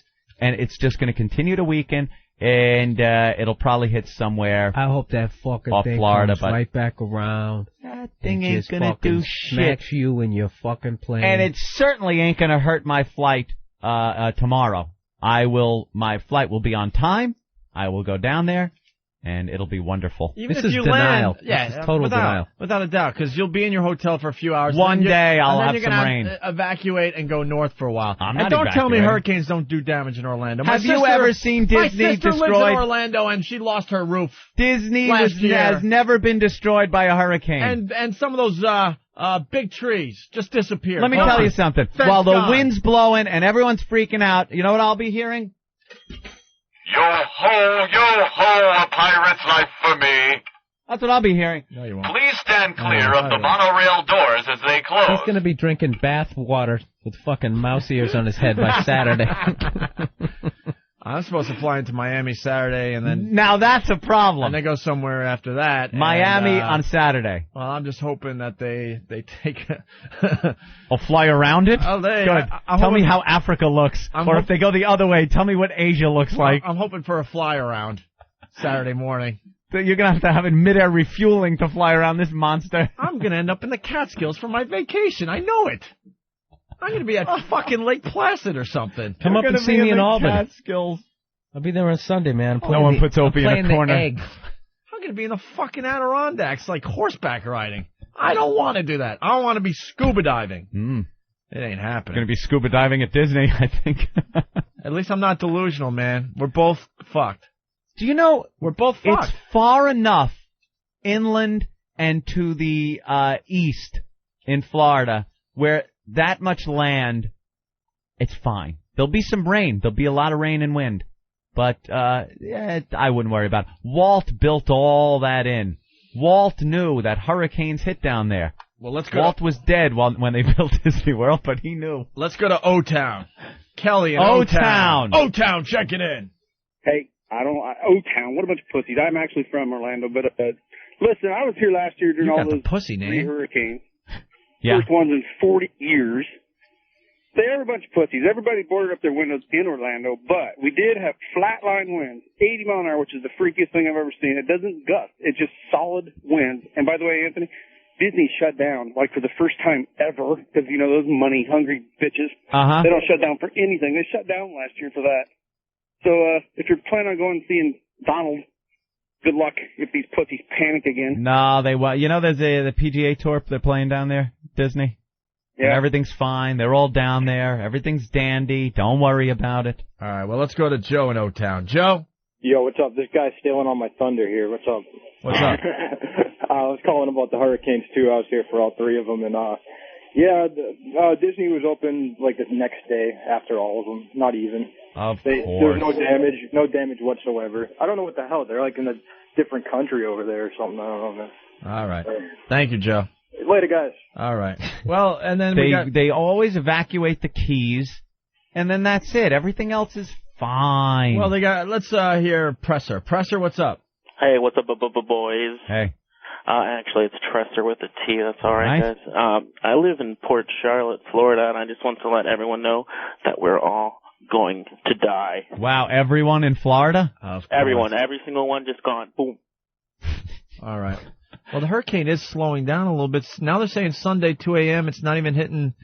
Wow, it's really... Look, it's not supposed to hit... Oh, I'm getting a little excited. It's not supposed to hit where I'm going to be until Monday afternoon. Monday at 2 a.m. Yet they're going to close the airport Friday. Saturday at 2 a.m. It's way over there.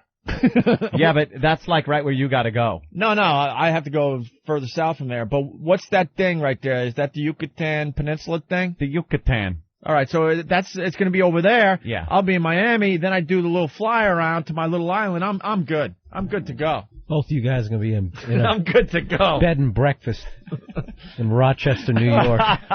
Vermont. I'm not going horseback riding, and I'm not checking out leaves. No, I want great. to scuba dive. The foliage is changing. Shut Wonderful. up. You can be one of those... Bright orange. Shut up. Those vests, with the no sleeves.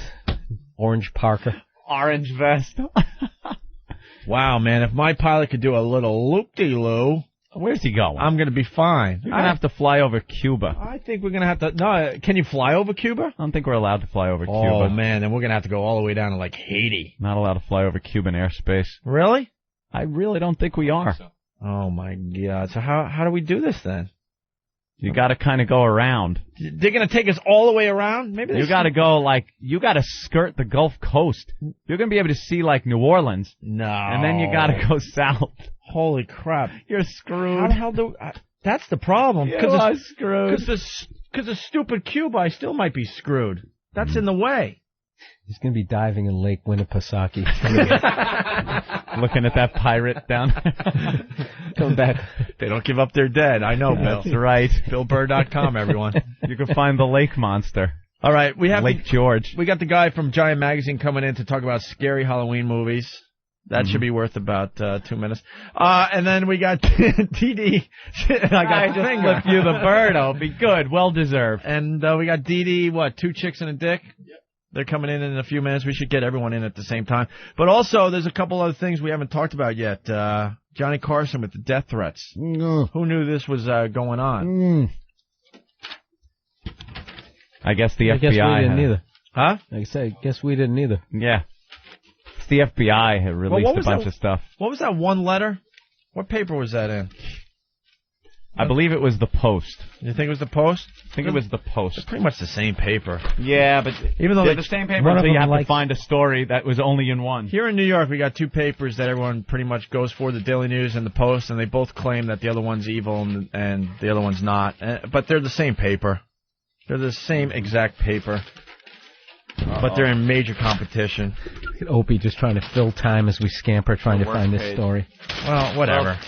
I got it. Page 99. You just got to read that one death threat letter that you read in the office, here's Bill. what he got. It was kind of scary. 1974 note from some guy in North Carolina talking I was going to kill Johnny Carson. He said, I have nothing to lose.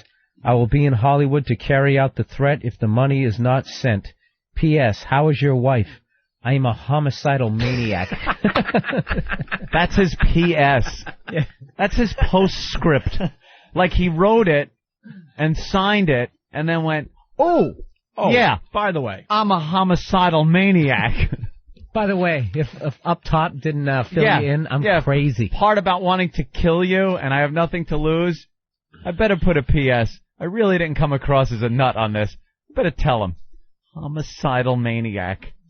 Why would you want to kill Johnny? Like, what was that? Comics? Bitter comics that got bumped? Didn't get the couch? Yeah, I know. It could have been something like that. Because that is, out of all the people he could have killed during 1974, who would you want to kill? 74? There's probably a lot of, political things and, Nixon. Mike Douglas. Yeah, he was a prick. I don't know. Mike in Jersey.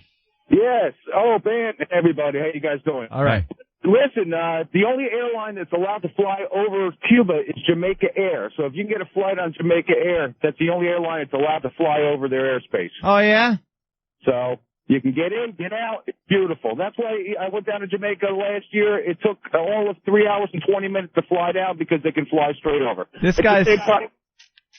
guy here is saying and commercial flying instruments can fly over Cuba. They provide permission to commercial flights as well as IFR instrument non-commercial. I'm a pilot. Take care, Nick the pilot. I'm a private pilot. Maybe Nick knows more than I do. And you can fly over Cuba with an overflight permit. You have to pay fees to the Cuban government. I fly to the Caymans all the time, right over Cuba. There you go, then. We learn something on this show. When people say this show isn't educational, I want to slap them in the head. That's right.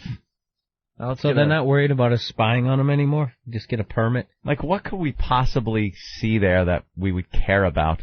There's no Soviet Union. Yeah, there's cigar production. We got satellites that could zoom right in on that.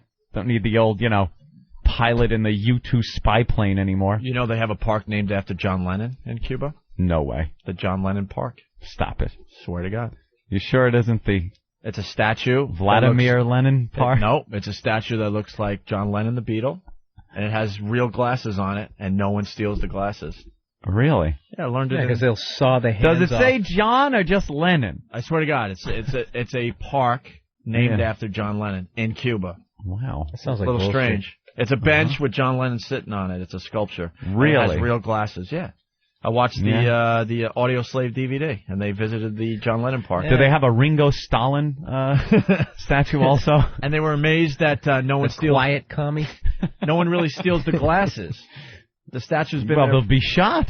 They're real glasses on a statue, and no one steals the glasses, really. Is that it right there, Hawk? There you go. A tribute from Havana to John Lennon and the 60s. How about that? That's one of the great things about having a dictator. Yeah. Is that the same kind of fear that you're trying to instill with your shotgun out there? Right, yes. Is the kind of fear that a guy like Saddam Hussein. You saw him not even recognizing that court yesterday. Right. Saddam rules now. I know they want to give him the death penalty, like they're trying to hang him on this stuff, but I would feel bad if they hung him. He's coming off as a much cooler guy as a prisoner than he ever did as a dictator. Now he absolutely says, when they ask him about what he thinks about the election taking place or the Americans or anything, he just says, I don't know what you're talking about. I'm the president of Iraq. Like, he will not acknowledge that he is not the president. In his mind, he's still the president. He is going to be running things again. This is just a minor inconvenience. What do you think is going through his head? Because his ego is like, there's no way I'm going down in this. And the person who's like questioning him, he's just thinking of all the different kinds of ways he's going to torture him. Oh yeah, the torture chamber will open up, and this prosecuting light his right attorney ball on fire while sawing his ear off. When I am back, your family, the pain your family will feel. Like, that's just his fantasy going on in that head. You got to think, in the back of the judge's mind, he's thinking there is a slight possibility that not only are we not going to prove shit, he's going to be the leader again, and I'm fucked. Well, it's happened in the past. People have been exiled, and then a government comes in. They run things for a while. They get chased out by some fanatics, and the exiled leader is a hero. He comes back a hero, back in power. It's happened before. He's studying faces in that courtroom right now. Like the Ayatollah Khomeini. Oh, yeah. He was an exile out of Iran when the Shah was in there, and he was our right-hand man, the Shah. Everyone thought that was going to go fine for many years. And then all of a sudden he's gone. The Shah comes in. He's the head muckety-muck, and we had no say in the matter. Who's to say that wouldn't happen again? and Saddam gets back in power, find all the judges, all those prosecuting attorneys, and just imagine the bloodshed. Are they really going to who's going to kill him? Whatever wheels of justice they got over there. So it's the Iraqi government. The Iraqi government. But he's just coming across as a very fun guy now. He won't even acknowledge the court by giving his name. They ask him, "What's your name?" He doesn't talk. He goes, "You know who I am." Yeah, you know who I am. John Wayne swagger. Yeah. You know who I am. And I know who you are. They asked him 8 times before they had to tell him just sit down. He said, "Yeah, you know who I am." He said, "Who are you?" Who are you? That's exactly what's I going want on your inside. name, Buster. Right. You know, he's like got you? a little pad. What's your name? I'm writing this down. How many family members do you have that I am going to rape and torture? All right. Why don't we get the girls in here? Gamefly.com as we get the gang. Get everybody in here that needs to still he goes, first come of on all, the show. when they asked him what his name was, he goes, first of all, who are you and what are you? What are you? Yeah, he wants to know this guy's position. I didn't appoint you, so what you are obviously you aren't fucking peasant. Yeah. Think I don't have some mustard gas laying around there, buddy? I'm going to lob on you in your fucking hut the second this shit is over. As soon as this inconvenience is over. Oh, if I was that judge, they'd have to reassure me every 5 seconds. I'd have George Bush on. You're going to kill this guy, right? Oh, it's fine. It's fine. Everything's fine. We got freedom. We're staying the course. We don't abandon countries. We're not going to leave. We're going to stay the course, and this action's going to...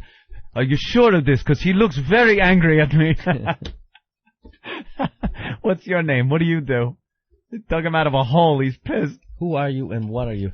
All right. What are you? It's Gamefly.com as Deedee makes her way into the studio. I love Hey, Deedee. Love the Deedee, why don't you do the Gamefly.com live read? Because, our listeners have heard us do it many, many times, and we can't vary the reading anymore. Deedee, please. I'm going to fuck it up, though. No. Do you like video games, Deedee? What's your favorite video game? What is that one with the girl that... The one where the girl passes out and marries some guy? No, she comes out of the car and she goes, "What the fuck are you doing?" or something like that. What is that called? Grand Theft Auto? Yes. Yeah, that's a good one. Yeah, that's a good one. I like Grand Theft Theft Auto. That was Asteroids. That was a... Oh, Asteroids? That Yeah, was an that was an Asteroid. That was a great description of Grand Theft Auto, by the way. Very nice. Sorry. No, it was good. Am I supposed to spell that out? Just read it cold.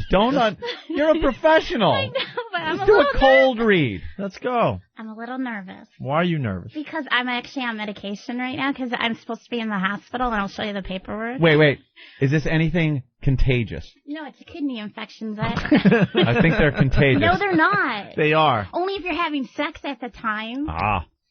Jerking off, but I don't think that counts. Look at Billy's moving away. No, I'm not contagious. Have you ever had anybody healthy come in here? Never. Some urine-stained homeless guy or like... It's never... Did you, you sure you didn't wake up in a bathtub full of ice with your kidney missing and a note that said get to the hospital? No, see, I had it for they first put me on back trim about a month ago. Didn't work. Then back trim? Back trim.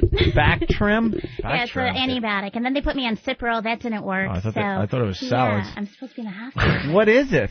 It's a kidney. It's actually a renal abscess. I'm getting the woozies. Wait a minute. I feel all woozy now. Renal? That sounds like it's part of your ass. What's going on not here? Anal. That's a it's kidney renal. thing. It's a renal abscess or a You have an kidney abscess stone. like Anal, a big... rectal. You have a zit on your kidney. Ew. You have a kidney pimple. It's not like a kidney stone or something. See? I'm not lying, What am I, a doctor? She shows me this note for this big medical list of checked off items. I'm supposed to go in. I'll go back and I'll go in and be on some IV antibiotics for a couple days. In the hospital? Yeah. So you can send me some flowers. Okay. Well, Gamefly.com is a wonderful, wonderful website, right, Deedee? Yeah, Gamefly.com is the world's leading online video game rental service. It's so easy. What? Love your read. Okay. We love how you pronounce things. And I know I'm far from perfect, but Jesus. You send the game Did you back just say online? Online. Online. Online. Okay, can I finish this? Yes, you can finish. Okay, you send a game back to the next game on your what? On your queue list. Okay. It's automatically sent. Naturally. Yeah.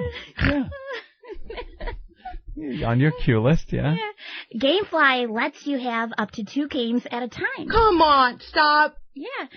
Games that you can keep as long as you want without any late fees. Oh, that's pretty cool. Yes. And if you really like the game you're playing, you simply click Keep It in your game queue.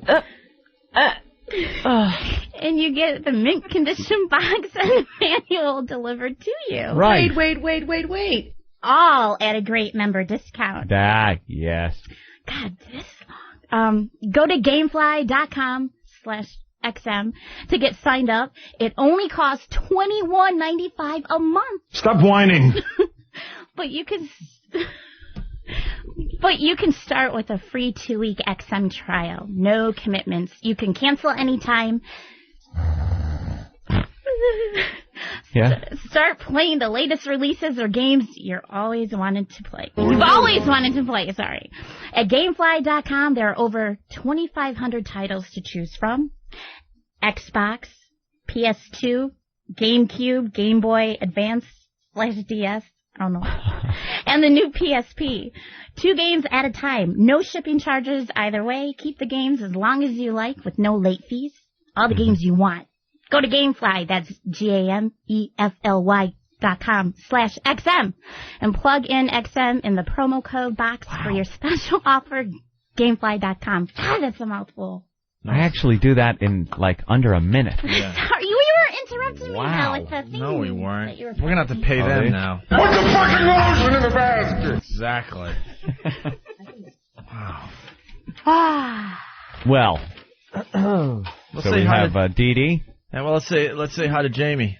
How you guys doing? Hey, Jamie, help us out, man, please. How much is GameFly paying for that? I hope a lot. I know. I want to apologize to the Gamefly people. No, I think that's cool. read. 2,500, man. Jamie's the editor of Giant Magazine. I saw the magazine out there. You've seen this with we like Giant Magazine a lot. With love on the cover. Jennifer Love Hewitt. How's she looking? Really? Well, that good. Actually, when this magazine hit our office, we were very excited because we like Jennifer Love Hewitt, but I don't know. There's a lot of darkness in her photos. I was really into the Jennifer Love Hewitt, a party of 5 years. Yes. Those were the good years for Jennifer Love Hewitt. Oh, when she was 14? Yeah. Yeah. Problem with that? She develops early. That's like a pedophile. Look at me all defensive. Pedophile with an attitude. You got a problem? Yeah, so? Taking appreciation to the next level. You know who she's back, man. She's got a hit show. Her show's #1 on Friday night. Ghost Whisperer. What was that one she had that just went right down the tubes, right after Party of 5? Oh, yeah. She moved to the city and no one cared? No one gave a shit. Was it a spinoff? Spinoff, yeah. Party of None. Look how cute Sarah Silverman is in that picture. Yeah. We ran that you know her before. Bill? No. You don't know her? No. I know who she is. I don't know her. No. She looks like she has bad body odor, though. Why? I don't know. Something about it. Something about when you see her picture. Really? Yeah. Yeah, definitely. The eyebrows are too bushy. You think there's too much hair on her body? I'm not even kidding. I know she's definitely hot, and she's a very good comic. Yeah, she's beautiful. And she goes out with Jimmy Kimmel and all that. But when I see her picture, I just get this feeling that she might smell a little bit. Wow. Is that bad? Like a patchouli kind of thing? Or are you talking it could be that. It could be B.O. There's something going on there. That's a bold statement. It's just a feeling I get when I see her picture. Out of nowhere. Did you see her one time at a roast and you hit on her? She was on our show. She shot you down? She was on our show. She was very lovely. Did she smell? I didn't really smell anything. So what are you basing this on? Just a feeling I get. Is it an ethnic thing with her because she's Jewish? I don't know, man. There's something going on there, though. It seems like she might have a lot of hair. Like you're thinking maybe Hasidic? And it seems like she's fighting back a lot of hair all the time. Going through a lot of razors and stuff. Okay, Jennifer Love Hewitt. I'm looking at her picture. Body looks really good. Yeah. But the shots are weird, right, Ed? There's something going on with the grill these days.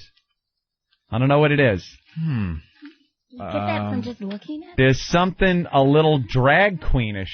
Yeah, it's called maturity, Anthony. Is that what it is? A little too mature for you now. She's growing up.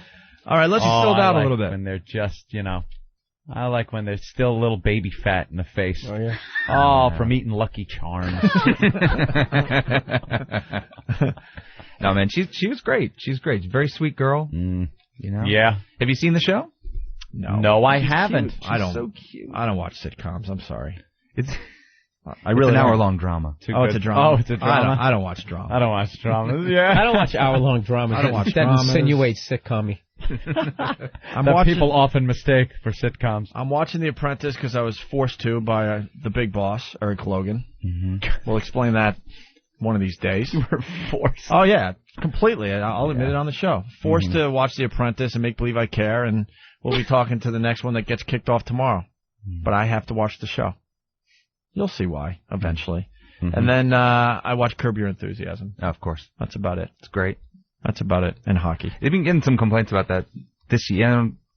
Saying it's maybe not as good this season as it has been before. What do you think? I think it's better than ever. No, I think it's just as good. Ratings are down a bit on The Apprentice, and Donald Trump was in the paper today blaming it on Martha Stewart.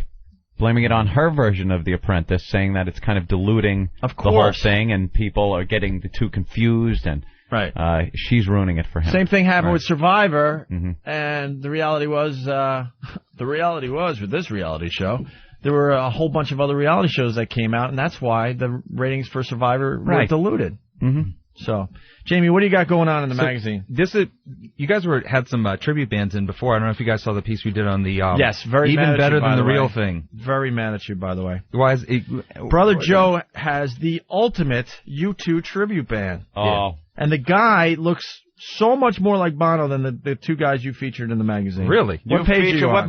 Look at this. What page are you on? I have to disagree with you. But you didn't even see Brother Joe's band. Page 42. We have a guy named Joe. He's the Los Angeles version. His band's called Electrical Storm, and Tony Russo is the lead singer of Unforgettable Fire. They both look exactly like Bono. Get me a picture of Brother Joe's lead singer. These bands are unbelievable. But boy, did you screw this up. Yeah, I'll be surprised if you have a job on Monday. So we, I'll fire myself. Ooh. So no, there's someone who can fire me. Don't worry. Guy over there? Well, one of them. All right, look. So we asked them what they did for a living, right? Oh, look at the questions. We asked them all about, Jamie, Africa. And I'm not letting this go. Come here. Yeah. Come here. I got a mic over here. You tell me that Brother Joe's lead singer and his U2 tribute band doesn't look just like Bono. Oh, God.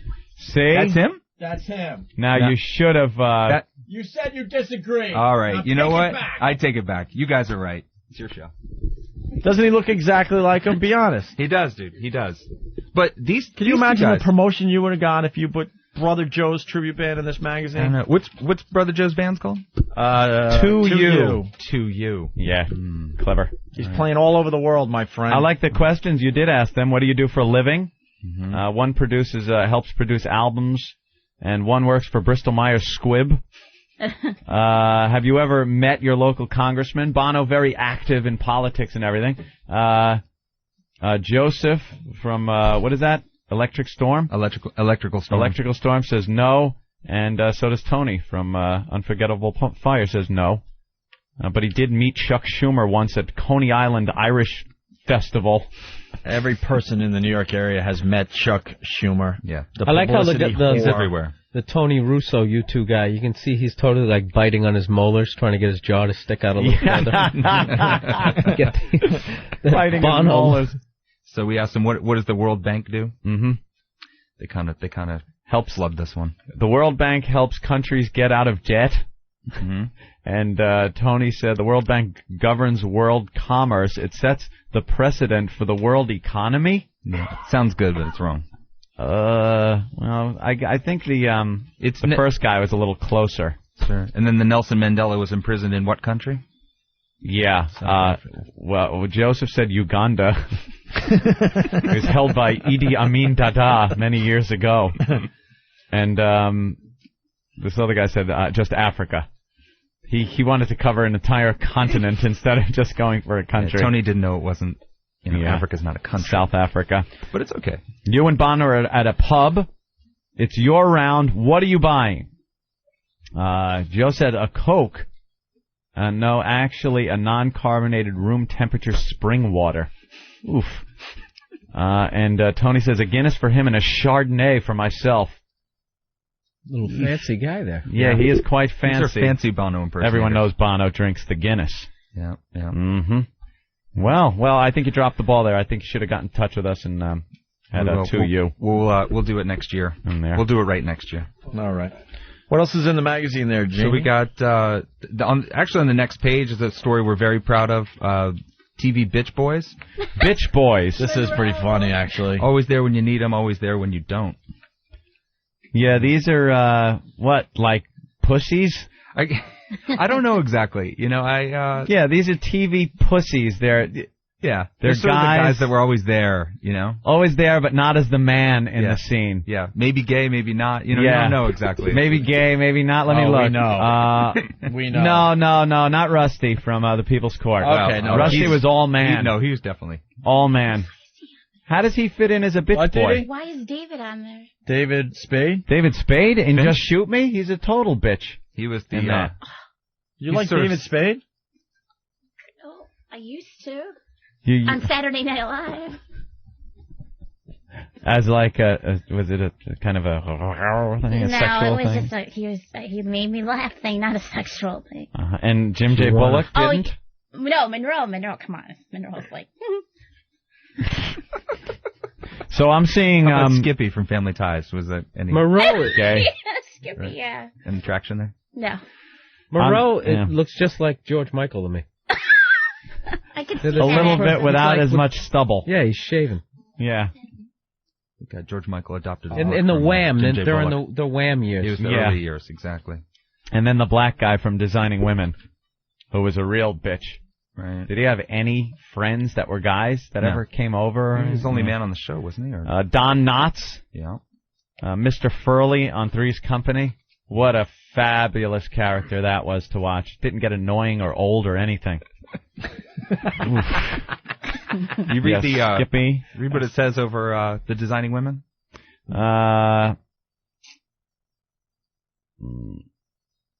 As something funny. Read that.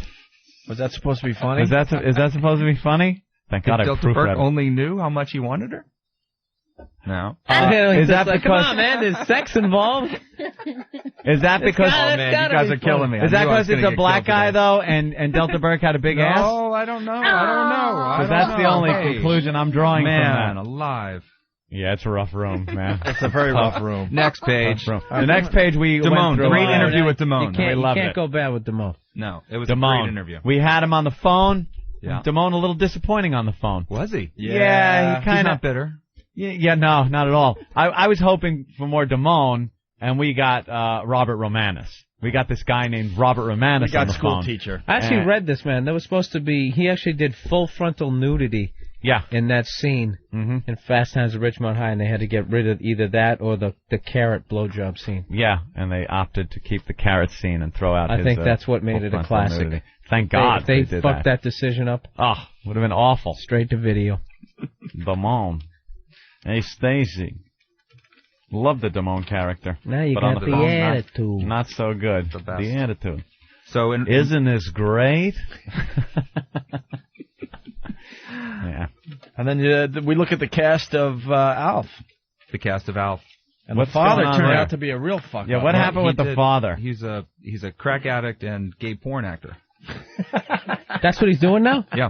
Wow. A porn actor? He was old gay then. Porn, gay Didi. porn. Okay. Gay porn. I don't watch gay porn, so. No, this is how it's reported, you know, making gay porn while smoking crack at the same time. So of course. He's got to no other way. Everyone else is doing okay. There's no other way to do gay porn. Willie Tanner's You'd have to be under some issues. sort of... God damn. Doing a lot of pole smoking.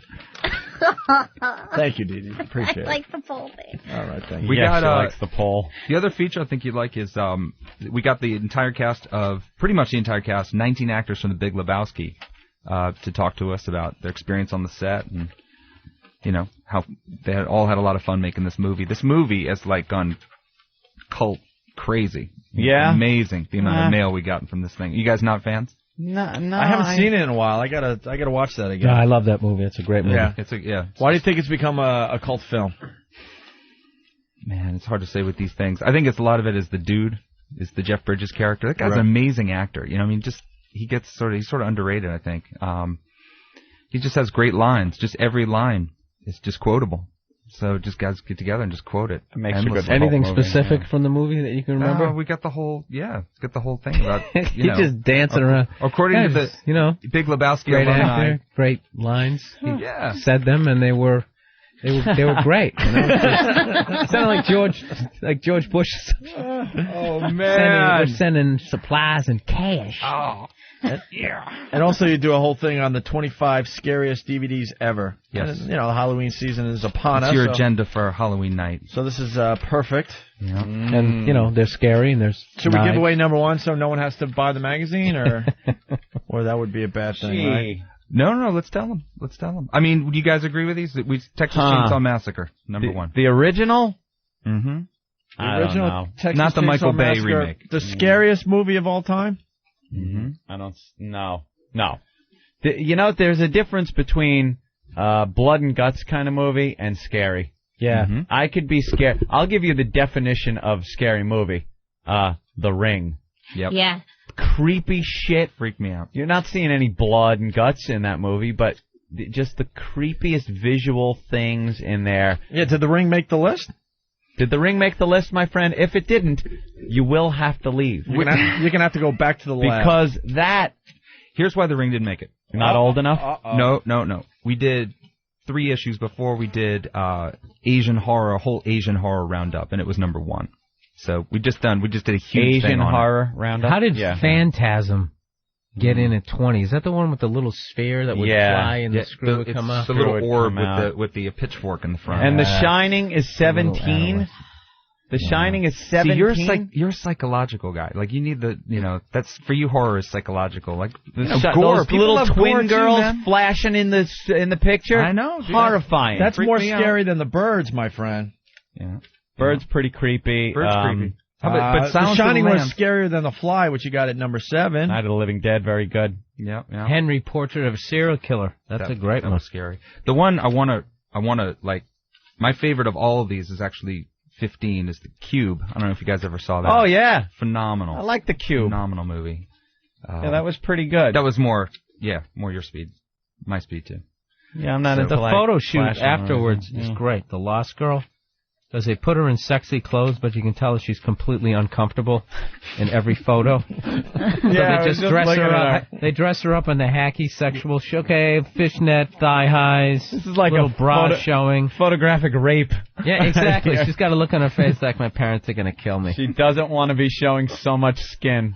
Oh man, she's huddled. Bill, in I need you in the editing. I need you in the editing room with us on these pictures. Or maybe at the shoot. You can't tell me that that's not good input. I mean, it's a little late now, so you got to go with it and be like, no, she was totally comfortable. Yeah, holding her knees up to her bosom. Yeah, in the wicker chair. Wow, it left marks. We got the story of Alf being caught in crack house. Oh yeah. Oh, man, it's going to be tough to read because porn. The left side is cut off. Mild-mannered Alf star Max Wright has been caught on camera smoking crack and making gay porn. And some of the most shocking celebrity news photos ever obtained by the Inquirer. Scenes from a porn video show Max with 2 naked men inhaling crack from a makeshift pipe, fondling one of the men and then having sex with the other. Oh.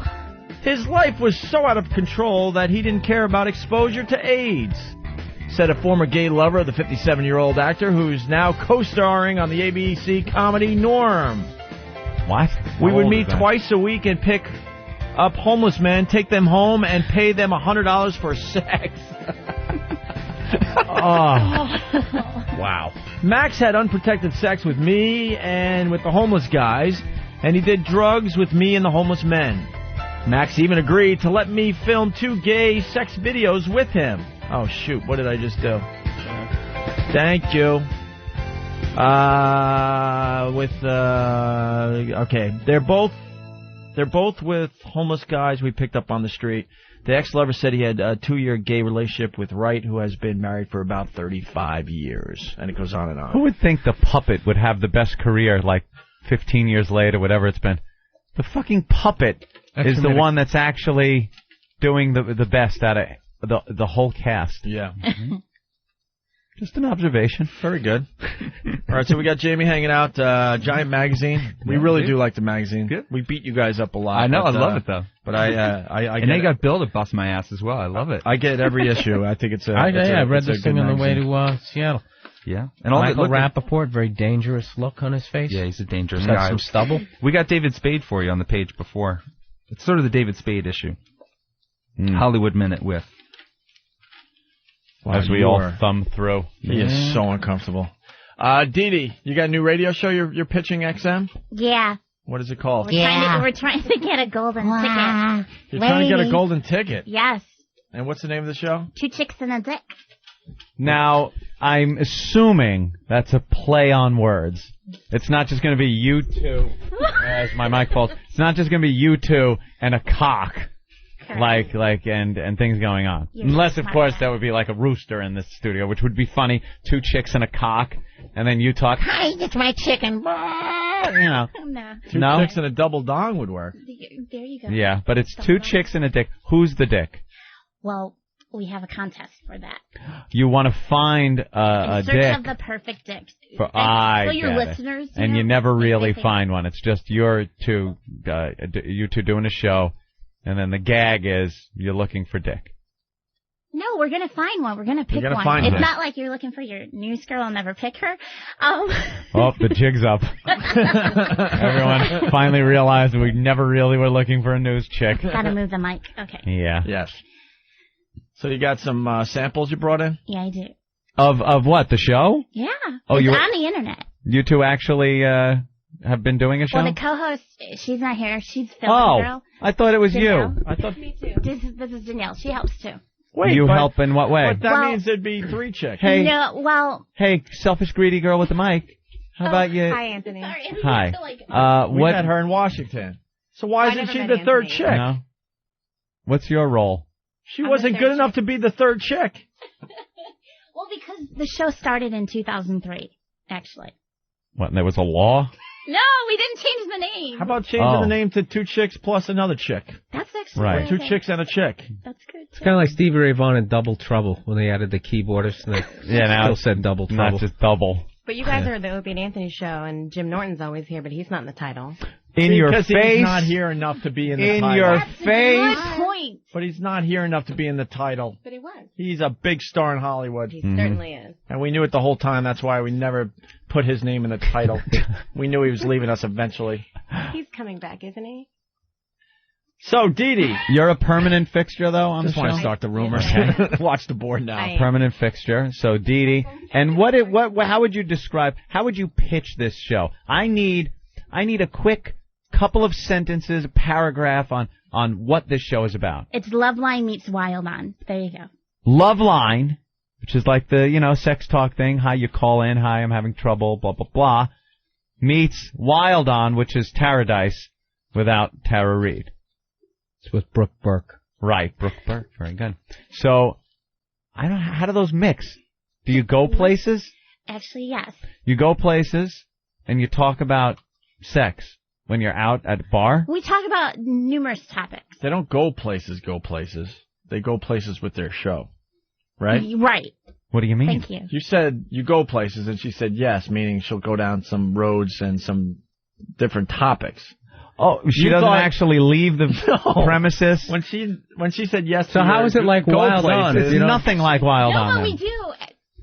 I'll let you explain. Your show stinks. No, it doesn't. We do. Yeah, we'll be it's like Loveline. We'll do shows that it's like Loveline meets a show that stinks. You know what? It is so refreshing to be on this side of the pitch. All right, let's of a bad pitch. Now we know exactly what they felt like at A&E. So how's the weather outside? There's like a place, like for instance, using this as an example. For an instance, here we go. In Orlando, there's a place called Favilla. And I don't know if you know what that is. Up until Friday, and then it's going to be flooded and washed away. Whatever. So, I know. There's no place for Filla in Orlando. For Filla? Fairvilla. No, there isn't. Fairvilla. Okay, whatever. I'm saying it wrong. Sorry. Fairvilla? It's a porn store about the size of a Walmart. Oh, a Walmart-sized porn store in Orlando. True. It isn't? From Orlando. And it isn't. Orlando? Yeah, there's no Me store. Too. There's no store down there. There certainly is. No, there isn't. We're not going online. Okay, anyway. Bill says you're lying. So, like, we'll go to different places, like, example, like there, and total bullshit. do our show from there. And, if it's sex that comes up, fine, we'll talk about that. Like fucking making up stuff about my hometown. I'm sitting here just scratching my head trying to figure out where you're getting this Go shit. to the internet and No, we're Google not going it. to the internet. Fair Villa? Yes. Who the hell would have a Walmart-sized porn store? I mean, In the that's same just- place that has Disney World. Disney World. That doesn't Swear even to make God. sense. Yeah, it You must doesn't. not know your hometown My very people well. from Orlando call in and back me up. This O-Town store is, does not it's like fucking that. exist. O-Town. O-Town. Can we? You want to listen to some audio? All right, let's hear some of the show. So this is the intro of the show? Yeah. All right. Guys' fantasies involve 2 chicks. Every guy in the world, it's that simple. What's better than 2 chicks? 3 chicks. That's hot. What do you think, Didi? What? You're retarded. Gosh, it's not your mom's radio show. It's 2 chicks and a dick. But it's kind of cute. Yeah, that's right. But it has 3 chicks. It even says it in the intro. And no dick. And no dick. We're very 2 confused. chicks and a dick has 3 chicks, no dick. There is a dick. That is the most confusing title for... Get it? Okay. In Even your production guy said 3 chicks. How about 2 chicks and a hermaphrodite? Right. That would even be Start with closer. that. At least, start. It's a good start. Okay, see, there's a They just dick. make up shit. We They have just like the Yeah. fucking porn store in Orlando. There is. And There I think- isn't. Yes, there is. Bullshit. Go on the internet. We're not going on the internet. Where'd you grow up in Orlando? I was like right down the street from Disneyland. What a liar. What's the county that It's Everyone fucking, I grew knows. up on Main Street. On Main Right Street, off of Orlando. Elm. Mm-hmm. Everyone knows. He's said it many times And on the Mrs. show. fucking Robinson, my 2nd grade teacher. He's from Winter Park. That's because somebody you are related to lives there. Damn it! Wow. Anyway, if you Google They're it, too it is smart, there. Anthony. They're too smart. All right, go ahead, Didi. The dick, Rick, his real name was Rick. Rick. He decided to move on, so we're now searching for the perfect dick. Right. How about going 3 to chicks get- searching for dick? Very good. There Like you that. go. Hey, see? But then we have to change our logo, our our opener, website. our website. So you just go with a lie. Yeah. Further. Well, we do have a dick. He's the roaming dick right now. So instead of changing the logo and stuff, you just leave the logo that doesn't apply to the show at all. Why didn't who came on after Well, we Seinfeld need went off money the air? first. Wouldn't that be good if they just left Seinfeld? Let's call the show Seinfeld and leave the logo on just so it's easy and convenient. We need money first to do all the Money? We ain't giving What do you need money for? What is this, an investment opportunity? What are you, the Amway of radio? You're coming to us for money? What is this? What do you need money for? We're all just friends, and you came in to say hi. This is your way of asking for money? No. What do you need money but there's for? a lot. That costs a lot to change. And All right. We got to... trust me, listen to the audio. All right, we have another sample. Photoshop. What is this? Go to You guys- Whackbag. They'll fucking Talk whip you up a about- logo in no time. You guys are won't talking like about bald men, Puerto Ricans with big dicks. And Hootie from Hootie and the Blowfish All... in one. Wow, yeah. look at you guys. Oh, you know what? I got to talk about Michael Jackson. Wrong track. Michael Jackson. Michael Wrong Jackson. track, Opie. I'm sorry. Opie. What? That's the other chick. She's the co-host. That's not Is she here today. part of the chick thing? Yes. That's the And we can fourth call chick. her and get her on the phone. She's doing her show, so on another. What show does she do? Can't say right now because she works for terrestrial radio. Oh. Yeah. Which is why I'm here. Uh-huh. And you're part of the show. Absolutely. But not as big a part as Didi and the girl that's on terrestrial? It hurts my feelings. But No, I'm asking. Yeah? All right. She's learning. She's learning. She's kind of like Anthony when he came and didn't know. Anthony never had to learn. I He know. just had it.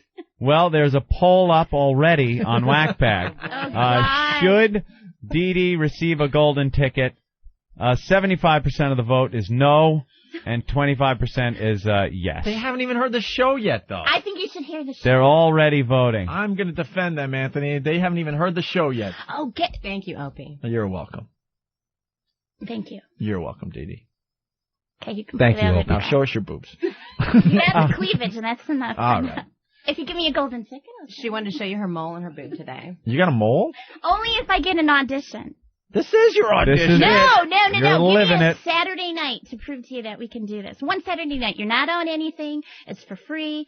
Let me show you that. You have nothing to lose but everything to gain. But there's got to be some kind of angle. Fine, listen. Like you got to do naked or I don't know. We'll talk. right. All right, let's listen to some of the show, Anthony, okay? All right, let's listen. Amanda! How are you? I'm fine. Where are you calling from? Oh, I'm on Route 1. You know Hootie from Hootie and the Blowfish? Yeah, absolutely. Oh, boy, our listeners are going to get really mad at you, Deedee. Because it's left and right. It's a left and right recording. Your voice is in the right, and the caller's in the left. Just go with it. We can't. See, some people really will only hear one side of this, Yeah. and others will hear the other, Right. and some will hear both. Right. But some will be very angry. Just keep going. They'll get the point. No, they won't. Oh, come on. No, Deedee, I'm sorry. I'm really sorry. Oh, come on, dude. What if she shows the mole? Will you then play it? Doug Fisher from Whackbag. Deedee's voice sounds like the chicken in the German fuck video. Oh, God. Wow. Yeah, isn't that good? Did he really fuck that thing? Yes, he did. Yes, he did, Deedee. Yes, he did. Come on, just play it. But it's a mess. Production-wise, I'm not saying you guys are a mess. But By the way, Cape Fairvilla is in Cape Canaveral, not Orlando. No, it's not. That's Yes, what Mike it from is. Jersey 436. says. Mike from Jersey has never been wrong.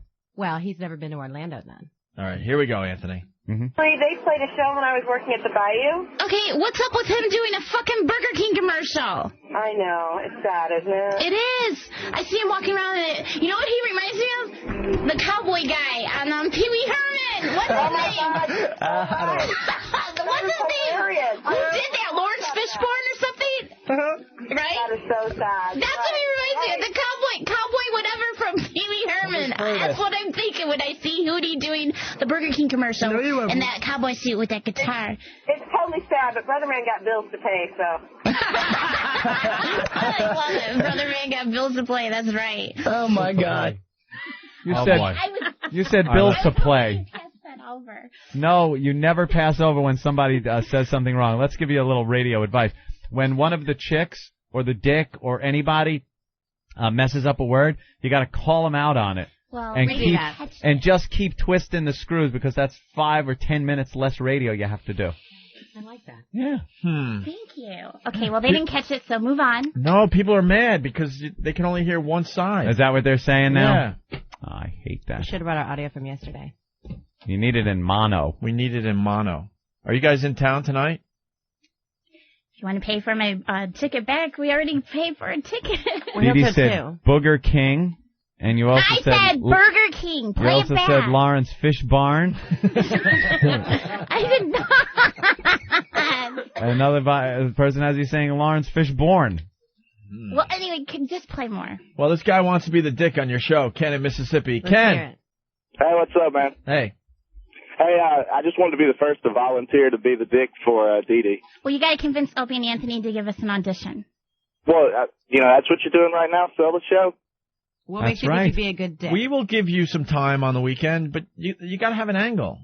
Like something else has to be going on besides the show. Like you do it with a lot of, I don't know, livestock in the studio with you. Or, I don't know. Think it over.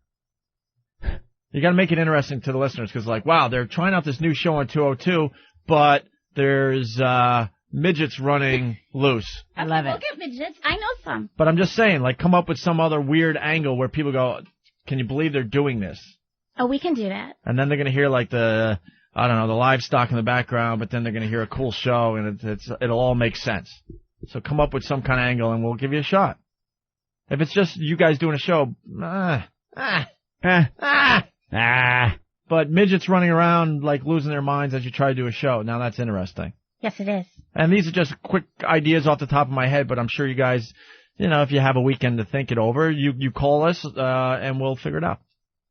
And then do we come to New York to do it, or do we Oh, yeah, you do. With midgets here in the studio? No, that was just my dumb No, quick... we're going to come up with something better than midgets. Yeah, that was just a quick example. I'm not saying that's a good example, but... We'll come up with something better, believe me. It starts the creative juices in your head where you go, okay, I get what they're, getting at here. Right? Creative juices. Creative juices are now flowing. Creative juices flowing. That's We'll come up with something better than midgets. We love when juices are flowing. Let's say hi to Harry in Buffalo. Harry! Does he want to be a dick? Hey, what's happening, guys? What's up, Harry? I'll be the dick on our show, too, but anyways, I got a call and an attack from Whackbag. Yeah, go ahead, Harry. You got Bubba Bo. on XM 171 on the Midnight to 5 show, talking smack about O&A, and they got 6 listeners and this and that, and whack bag between all the whack baggers. They got a collective IQ of 68. Well, that's true, but yeah, well. So, anyways, you can reach them at 888-860-8785. All right, well, we got to hear some audio. I don't want to take your word for it because you sound like you're a little left of center. Like Tippy Tom. Right. We only got that much time left? We got to thank the 2 chicks. 2chicksandadick.com, all spelled out. Oh, all right, very good. This is an ongoing thing. And Jamie from Giant Magazine, thank you so much for stopping by. Thanks for having me. We love Giant Magazine. Great. Go pick it up on newsstands. BillBurr.com. He's going on a tour. BillBurr.com for info. Yeah.